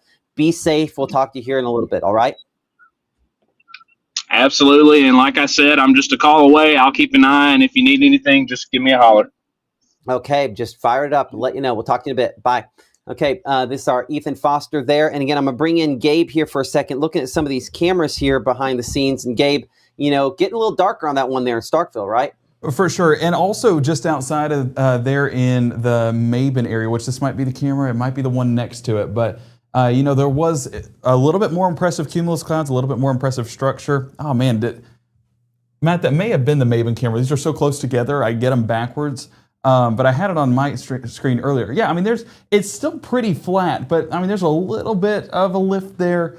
Like you were mentioning, not overly impressive, but there is still that unstable air mass that can allow for some of that lift and the warm air as well. So it's not impossible as we reach that mid to late afternoon time frame, but definitely paying attention to that for sure. And if you wanted any peace of mind, up here in North Mississippi, had a few people just drop in and ask, is Tupelo good? Is Boonville good? Yeah, they're good. It's a very much more stabilized atmosphere. And this is a look over there towards Guntown, and you can see the cloud cover that's still in place. So it's a gloomy sky. It's not exactly showing anything like what's down south. It's definitely not as buoyant of an atmosphere. It's just that blanket of cloud cover. And we're dealing with that as we head into the afternoon hours. I'm going to check and make sure. That was from Lena, close to H.M. Richards. So that was over there in the Guntown area, so things are looking better up here, but down south, still the focal point, and that's, of course, what we're watching as we get further into our broadcast. So, yeah, that was the Maven camera, 13 miles an hour from the south, so it is still pretty unstable. I want to go back over here towards Macon, though. I feel like we've not looked at that here recently, and get a view of what things look like in Noxubee County. It's blue skies. But like you're mentioning, it's not a ton of lift with these clouds, so that's definitely a positive note with the forecast, but I do think it's still enough of that energy, enough of that unstable air to allow some of these to start firing off once we get into the late afternoon. But definitely down south looks a little bit more interesting. Well, I'll say this about Macon. Looking at Macon, my dew point's 64. That's not super high. No, all things considered. I'm kind of looking back and forth at kind of what Jackson's talking about here. That's I don't know. I have thoughts on that. I need to verify that. Would you look at some, for lack of a better way to put it, gross behind the scenes observations that we can kind of blow up and take a look at on that? For sure. I want to see what some of those reporting stations are saying. I appreciate that. So give me just a moment here as we'll kind of go back in on bring Mama Justice Doppler radar back on for you, as we're still starting to see more of these thunderstorms getting a little stronger back out here toward Vaden and approaching their Winona. These are a little bit stronger. And one of the things we looked at earlier on was this, which was our echo tops, to see how tall the thunderstorms were. We talked about how tall they are. There's a kind of relationship back to how strong they will be. And that's one of the things we've been watching today in the Room to Room Weather Center. And we show where you have the kind of the yellows on there. That's where we're up around 30,000 feet. The ones that have been severe up in Tennessee have been 45,000 feet. So we're about 3 miles shorter with these versus what they have up there. So that's a sign that these are a lot weaker than what is going on up to the north and west as well. Let's go ahead and again clear that information off and bring it back in and check our camera out of Winona. And we're fortunate with our partners at the North Mississippi Storm Chasers to have a lot of cameras here around the region. This is looking back into one of those heavier storms there in the Winona area. And kind of looking on this one back toward, this is still kind of looking northward. So I would say this is looking at the storm that's kind of exiting Winona. Let's instead look back southwest at one that will kind of approach. So we're going to have to flip this around. I don't know that we're not going to hit the tower here. Looking west, and there we are, southwest toward that. So that's the heavier rainfall and everything go along with it. Unfortunately, our reporting station in Winona not working, but this kind of wide thing here, this is not like a tornado or something like that. This is the heavy rainfall coming out of that storm. The storm that, as you'll note here, if I kind of zoom this in, you kind of see behind me. We have this set up to where we have the camera kind of laid over top of it here. So we initially were kind of looking, I need to see that there. I think the position's wrong on where I have that. So I might have to adjust that. My position should be closer to town on that there. So I think we were looking into some of the clouds initially there, and now we're looking back southwestward, closer to that storm that's west of Vaden there. A little bit of heavy rainfall with that as we widen things back out on this shot here. That's largely what we're looking at. Most of this shot is kind of concentrating on all this gray. That is that heavy rainfall that we are seeing with that looking back toward the west and southwest in particular. So kind of bring that back to full screen for a moment here. So that does not look like a severe thunderstorm. It's not a severe thunderstorm. It's not super tall. It's not super strong. But that is one of those that if we look at that versus what we saw earlier on our rotation tracks and all those sort of perspectives, that would have been one of those storms we saw popping up. We're like, uh-oh, Let's watch that for Ackerman. Let's watch that for Eupora. So this, while not severe at this point, is the first one to get a little bit stronger out here ahead, because that sits ahead of this green line you see here. I'll kind of draw onto our radar map here for a moment. We do probably need to reset things here now that we've gone past the 3 o'clock hour, but this green line you see right there, that is our rain-cooled outflow. Everything behind this, we're going to use Gabe's writing skills, and we're going to say all clear behind this. So Gabe is going to write on there, I'm thinking an A, L, L. I'm thinking C-L-E-A-R. It's magic. Or it's Gabe telestrating behind the scenes, but it's magic. Gotta get it done. Got to get it done. Appreciate that, Gabe. So this is our all clear zone. Behind this, ahead of this though, where we find those storms, Vaden, Winona, you're pretty much right on the line there, out toward Eupora, West Point, Ackerman, Starkville, Columbus, and down close and south of the Golden Triangle. This is all the zone where we are not all clear, where additional development could happen. So if you're behind this, and I know this is always a very hot topic conversation that people want to know the answer to, if you're behind this, we can come and probably move on with our day. I'm thankful that you're watching us, but you probably have a life. If you have a life, that's okay. No harm, no foul there. And you want to move on with your life and do something else with your day, that's perfectly fine as well. And we, again, encourage you to do that. But ahead of this, we're going to continue watching these storms, and certainly that's what we are doing right now. And we appreciate we have about 4,000 folks here watching us here on all of our different platforms at this point, plus Roku. You can see the different ways you can watch us down at the bottom of the screen. Join the conversation, Facebook and YouTube, and support the people that support us here in Mississippi Live Weather. If you think this is important, Mitchell Cunningham and Bowling, North Mississippi Health Services, and so many other folks, again, have stepped forward to support us here in Mississippi Live Weather. We're so thankful for that again here as well. I see a Jared up there in the chat, SPC trimming back the tornado threat. That does match largely kind of what we're talking about here as well. The SPC being the Storm Prediction Center. As you can see, because of the all clear that we just kind of drew on there a moment ago, and similar to that, the folks there at the government going ahead and expanding that eastward. Let's see if I can, there we go, got rid of that. So again, expanding the all clear zone as well. So this isn't just us, this is them as well. Look at that tornado threat, eliminating that for, again, the odds greater down south. And we look at that significant tornado threat, eliminating that more to the south as well. We have not had that unstable air as far north. This system is run a little faster. So when we show you all clear, we're not quite, in my opinion, yet the all clear for Aberdeen or Columbus, but I think we probably get there south of Eupora, south Louisville, Kosciuszko, Macon, kind of all in the zone that we're going to have to watch still some. But if you're north and west of this, as the graphic says, hopefully very clearly, you're in the all clear for significant severe weather. That wind risk, again, something we can't rule out. The tornado risk, again, becoming less and less likely as basically we have shot that long three-pointer, and we're hopeful that we are that we're past the worst of it. I do see someone there mentioning, what about Smithville? Smithville, you're one of those locations that's on the line. I will always take a moment to talk about Smithville because what you guys have gone through in the past. Smithville, I put you all clear as well. Amory, we're all clear on this threat for today. Location south and east, still a possibility to see something there. I'm going to bring in our meteorologist, Gabe Maynor. He's, again, tracking this as well. And Gabe, what are we looking at for power outages? We had some earlier. Have those improved?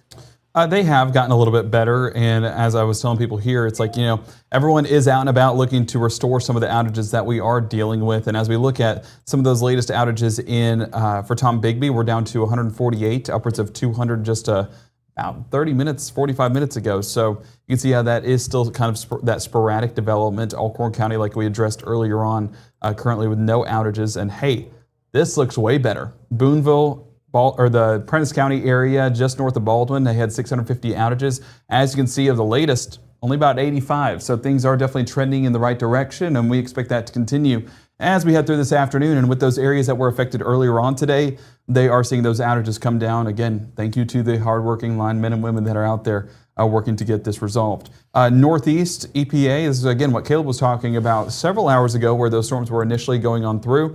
And as you can see, latest scans, we're only at 159 members affected. Still a few of those on the east side of Oxford, and continue to see more of those west of New Albany.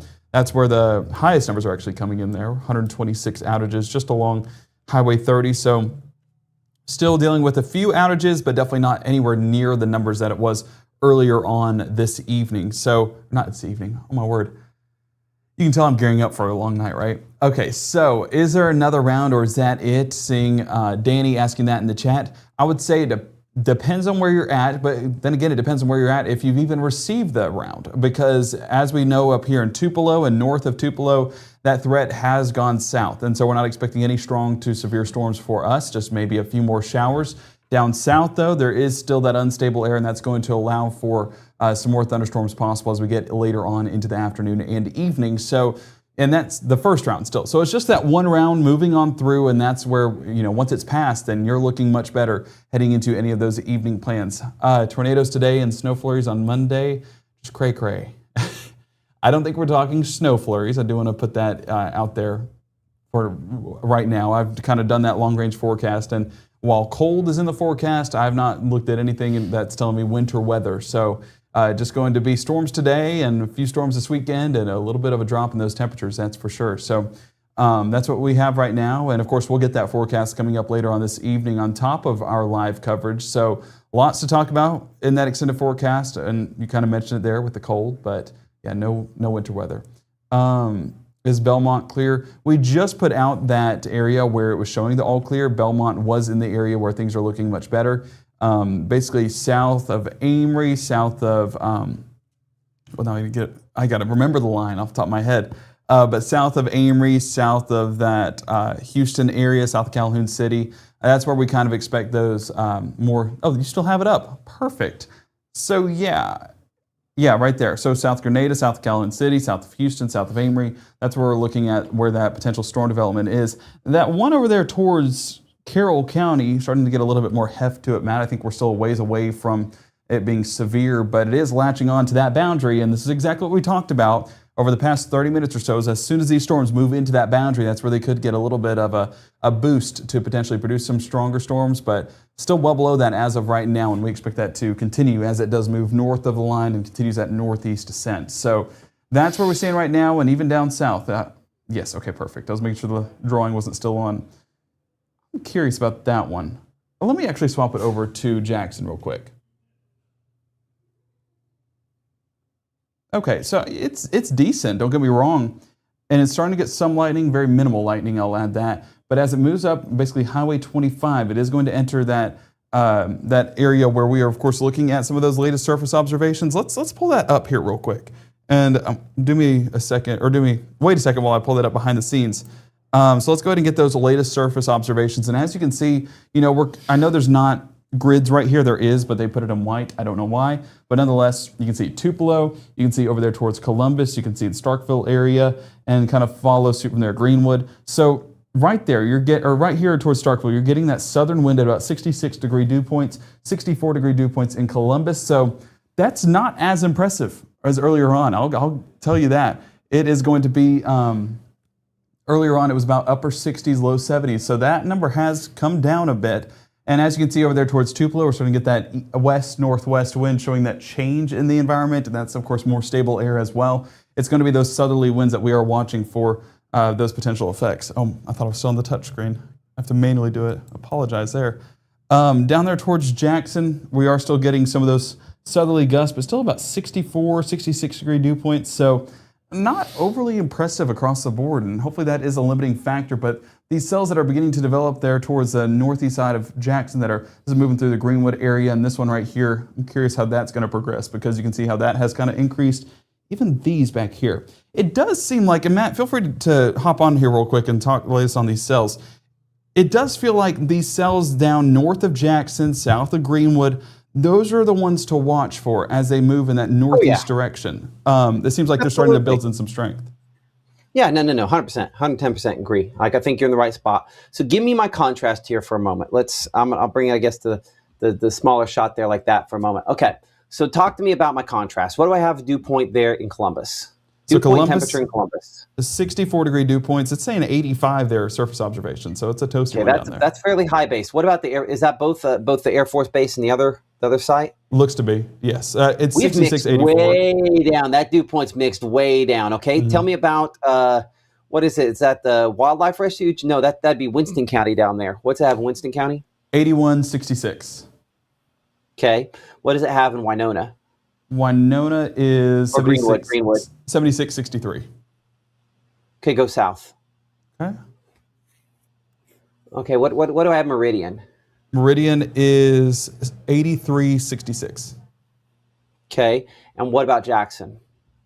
8464 there at the airport. It's going to Well, be. this isn't happening. No, I mean, unless something dramatically changes, you're not pulling it out. Like, you'd have to, okay, so the only way that, I mean, this was kind of only way before, but this is really the only way that's going to happen at this point. You have to get one to get right on the boundary, and then what it has to do is it has to lower its base. Because if you're talking 82 over 64, that's almost a 20-degree dew point depression there in the Columbus area. That's pretty significant for us here in North Mississippi. Typically, our dew point depressions are closer to 10 degrees or so. And so that's, I think that's a good sign that maybe this doesn't get over the hump. That's the best no I think I've ever heard. I don't know about that, but it's like that's going to be hard to overcome. I feel much better just on that, because what's happened is, and it's easy for us to say, well, look out for the all of the, what's the word I'm looking for? Look out for the sun. The sun is going to make more unstable air. But the reality in this case is that the sun has helped to mix out the moisture. So while we did have dew points that were upper 60s, near 70, what has happened is we mix that out, because that's what all those clouds show, is the mixing, right? And so, like, I'll pop that up here for a second, kind of behind on the other graphic there. Give me a moment to get that up. But that's all these oh yeah, look at that. Just in the last hour, we missed that. Okay, hold on. Well, oh yeah, you got it behind you. Okay. Look at all the clear showing up down here, Macon, Columbus, everything like that. And I do see some kind of a little jet maximum. That's what the, here, I'll pop back up and pop your mic on behind the scenes here for a moment, if you would, while we're doing this. So the ripples I see here in Kosciuszko, that's kind of, I think, a little disturbance kind of going through as well. At least I would imagine that. Let's look at it in motion, make sure that matches the reality of the situation. Yeah, lots of little gravity waves going with that. So kind of a disturbance that's kind of translating through the overall pattern there. But look at the lack of cloud cover we have back in here. We've mixed all the moisture out. Whereas we had some unstable air close to the surface earlier, we've mixed that out. And so that has made it to where, let's do a longer loop on this, do a 3-hour loop. You'll go watch where if the white, that's clouds, that's where we have a lot of moisture. And we had, some high clouds there, but watch how the gaps of gray get bigger and bigger, especially the last hour or so, if we've mixed out a lot of the moisture with this. So yeah, I mean, that's a great sign. I cannot tell you how excited that makes me. That makes my confidence in tornado potential out of this just completely plummet, because we've mixed out the moisture. I don't necessarily, I think, have that same boundary that we had earlier where we're showing, okay, if that gets in closer to our outflow, then things get really interesting. I think it's still possible that we might have something more limited there that gets up here kind of closer. And we're going to watch these storms kind of move into Tala County, Montgomery County. Down here, they're going to track up here closer to Eupora and eventually out here closer to Columbus and maybe Monroe County. We'll track that. But that's kind of the best case scenario, what I'm looking at there. So while, yes, the all clear zone, you can see up north, we're still keeping that exactly where it is. The fact that our skies have gotten clearer down here, this is a great sign. So, hey, I love that.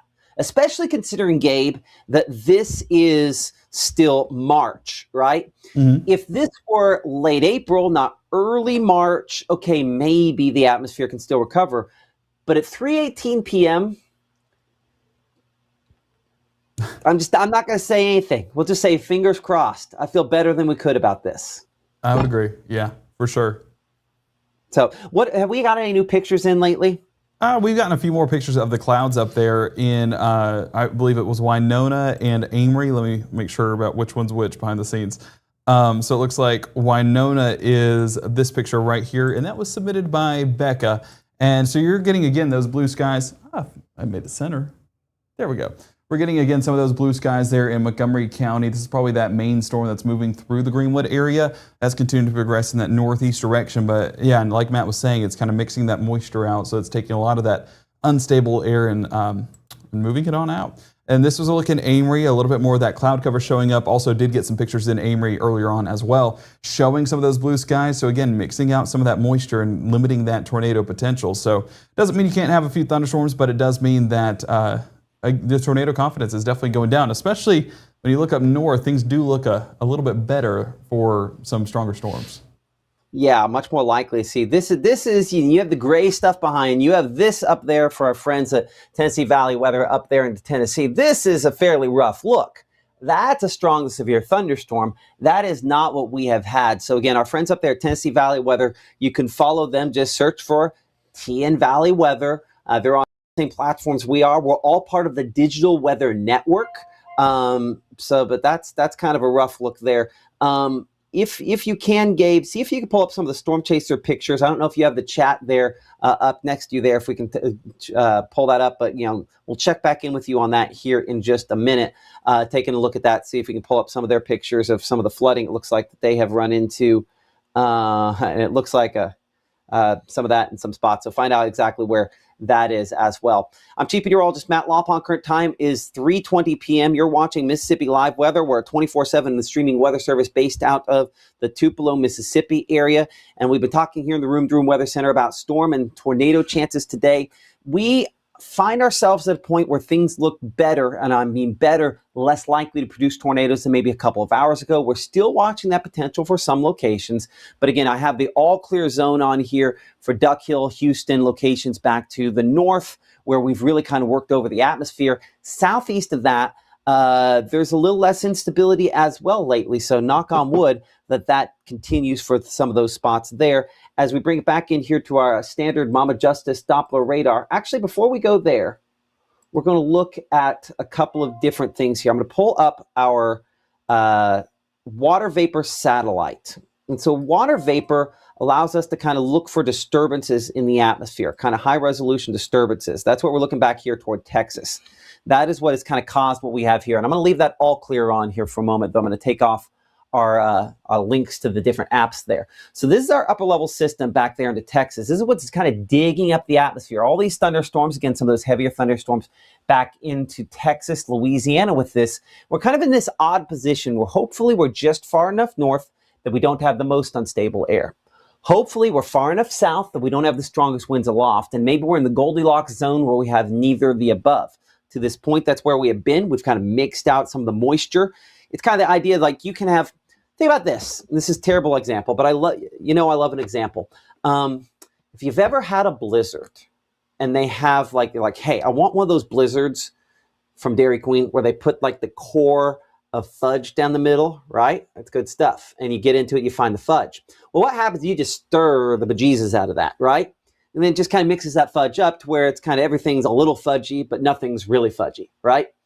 When we mix the atmosphere, that's what we've done. We've taken where we had that core of fudge or we had that core of unstable air close to the surface, we've really mixed it up, and now it's really stable, not as humid as it was before. The clouds that we see are the atmosphere mixing that up because of the sunshine that we have had. And so because we've kind of mixed up some of our moisture out there, that has made it to where the thunderstorms are becoming a little more difficult to get going because they don't have that unstable air as close to the surface. In saying that, on the wider shot there, the system's still back to the west of us and we still have plenty of time, but here is our concern. And look what is going on now. And this is why the all clear is always tenuous on this on the west side. And I haven't really moved it back here the last few hours close to Greenwood. Look at this. I'm going to get Gabe's attention behind the scenes as well here. These storms, when we look back toward Greenville, see how north-south these are getting? This could be that next burst that could try to bring us some severe weather chances. And that's on a track that'll take it Chula back out here toward Eupora and up toward Amory. So for the folks behind the scenes that are kind of grabbing those screenshots, this would be one of those moments where we're going to do that. Give me a moment to get the time here, and I'm going to do an extra long track. When I do, that's what we'll go ahead and grab there as well. So this loop that we're looking at is a 3-hour loop.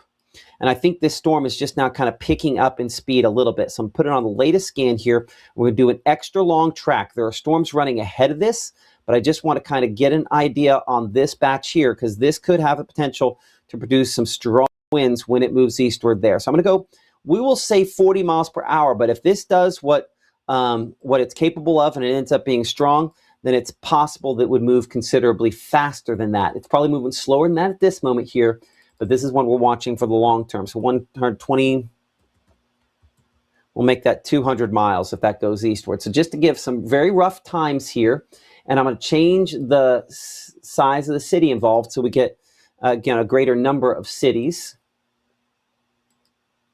There we go. And so that gives you some time periods there. Again, we're looking fairly long term on this, and it could speed up considerably more than this. Frankly, it probably will. Let's speed that speed up for a moment here. Let's take that speed up to, let's go at least 45 miles per hour, and that still could be slow. Now let's go 50. Because if that does produce severe weather, it would be closer to 50 miles per hour. Okay, so current time is about 3:25, and this is kind of earliest possible arrival as we look eastward. These storms are starting to strengthen a little bit more near the Mississippi and Arkansas state line. What catches my attention on these is if I make this a 1-hour loop, you'll notice how you kind of see this all sort of congealing. That's a scenario where strong wind potential comes out of this line. And so I'm concerned that this could start producing some damaging wind potential, and it's possible there could be some intermittent chance for this to produce some a brief tornado is a possibility as well. You can kind of see our damaging wind risk. This is more that corridor that we're watching here, kind of the north side of that corridor if this develops. And our projections have been pretty straightforward that we're probably going to have some stronger thunderstorms out here that produce that. So if you live east of this, this is kind of your heads up that things are getting more active. I'm also much more interested in that storm there east of Canton. And the other one we have, again, closer to Winona. Those storms are getting healthier. So I know it might seem just about the time we're like, okay, you know, doing our dance saying, well, hopefully we're going to get through this. Unfortunately, now is the time period of the atmosphere is starting to get a little bit more organized and concerns increasing that we could potentially see these storms strengthen a little bit more.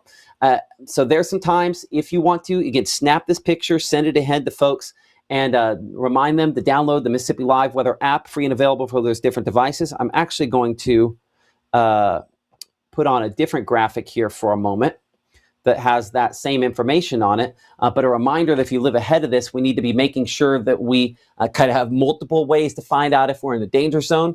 There are some times on that track. Let some folks know that there are additional thunderstorms moving towards some of these locations there. You know, I have Houston in that list. I kind of had you in the all clear. I think you're probably a little too far north. I think it's probably just south of Greenville there.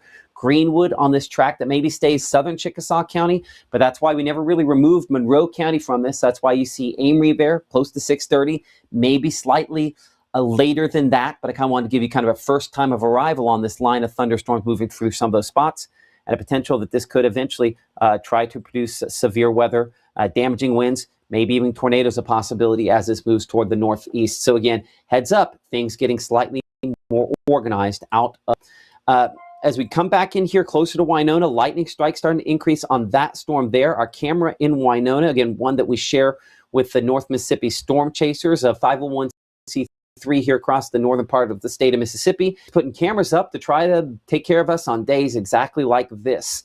So I'll pull down the camera information there. We'll kind of pan this one a little bit to see if we have a kind of a look at it. So we're looking southwest out of this. We're going to kind of look more southeastward, kind of into the heaviest precipitation on this. And again, it just kind of looks gray. The lightning starting to increase. You see a few flashes there on that camera shot as well as we sort of pan toward the southeast. I know we're kind of looking through the tower on this, so that doesn't always give us a great visual. But again, nonetheless, appreciate the good folks at North Mississippi Storm Chasers for pairing up with this on this camera network and working with us. If you would like to sponsor one of these cameras, you can do so. Just reach out to us, info@msliveweather.com. The Storm Chasers also on their site have an ability to sponsor the cameras there as well. And we just appreciate them. They've been excellent partners with us for years, back when I was at the TV station, and now when we're here at Mississippi Live Weather. Another camera shot we're going to look at, we could go back there west to Greenwood, which will eventually kind of be in the path of that next batch of thunderstorms there, looking well back to the west toward the horizon out of that shot there, as we show again that mix of cloud cover looking west. So still have some time before it makes it into the Greenwood area there. And I appreciate, again, this is another one of those cameras with North Mississippi Storm Chasers. Our Greenville camera, as we go back west to where those storms are right now, again, looking directly back into some of the thunderstorms, moving right toward that camera location on kind of the low-hanging clouds there. No warnings on this, but this thunderstorm is strengthening in intensity and could begin to produce some damaging winds within the next 20 minutes or so, if not a little sooner than that. We're at the airport there in Greenville. As you can see, one of the runways there, one of the old runways at the airport location there on a communications tower there. And again, looking out on what is a cloudy afternoon, a lot of rainfall and some gusty winds coming from that system as that moves in. Back to Mama Justice Doppler radar. So a couple of storms we're looking at. Again, that one right over top of Greenville now. Lightning starting to pick up on that thunderstorm. Looking at wind on what this storm is capable of at this point. Again, nothing that's overly strong, but we're also radar site. So that is not exactly surprising that that's all that we're getting depicted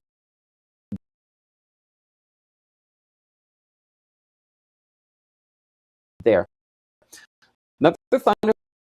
This, by the way, that text message coming from the North Mississippi Storm Chasers let me know that the Greenville camera looks like it just went down with that storm coming into the area. So we'll show you that one more time while it is still somewhat valid on the picture that it is indicating.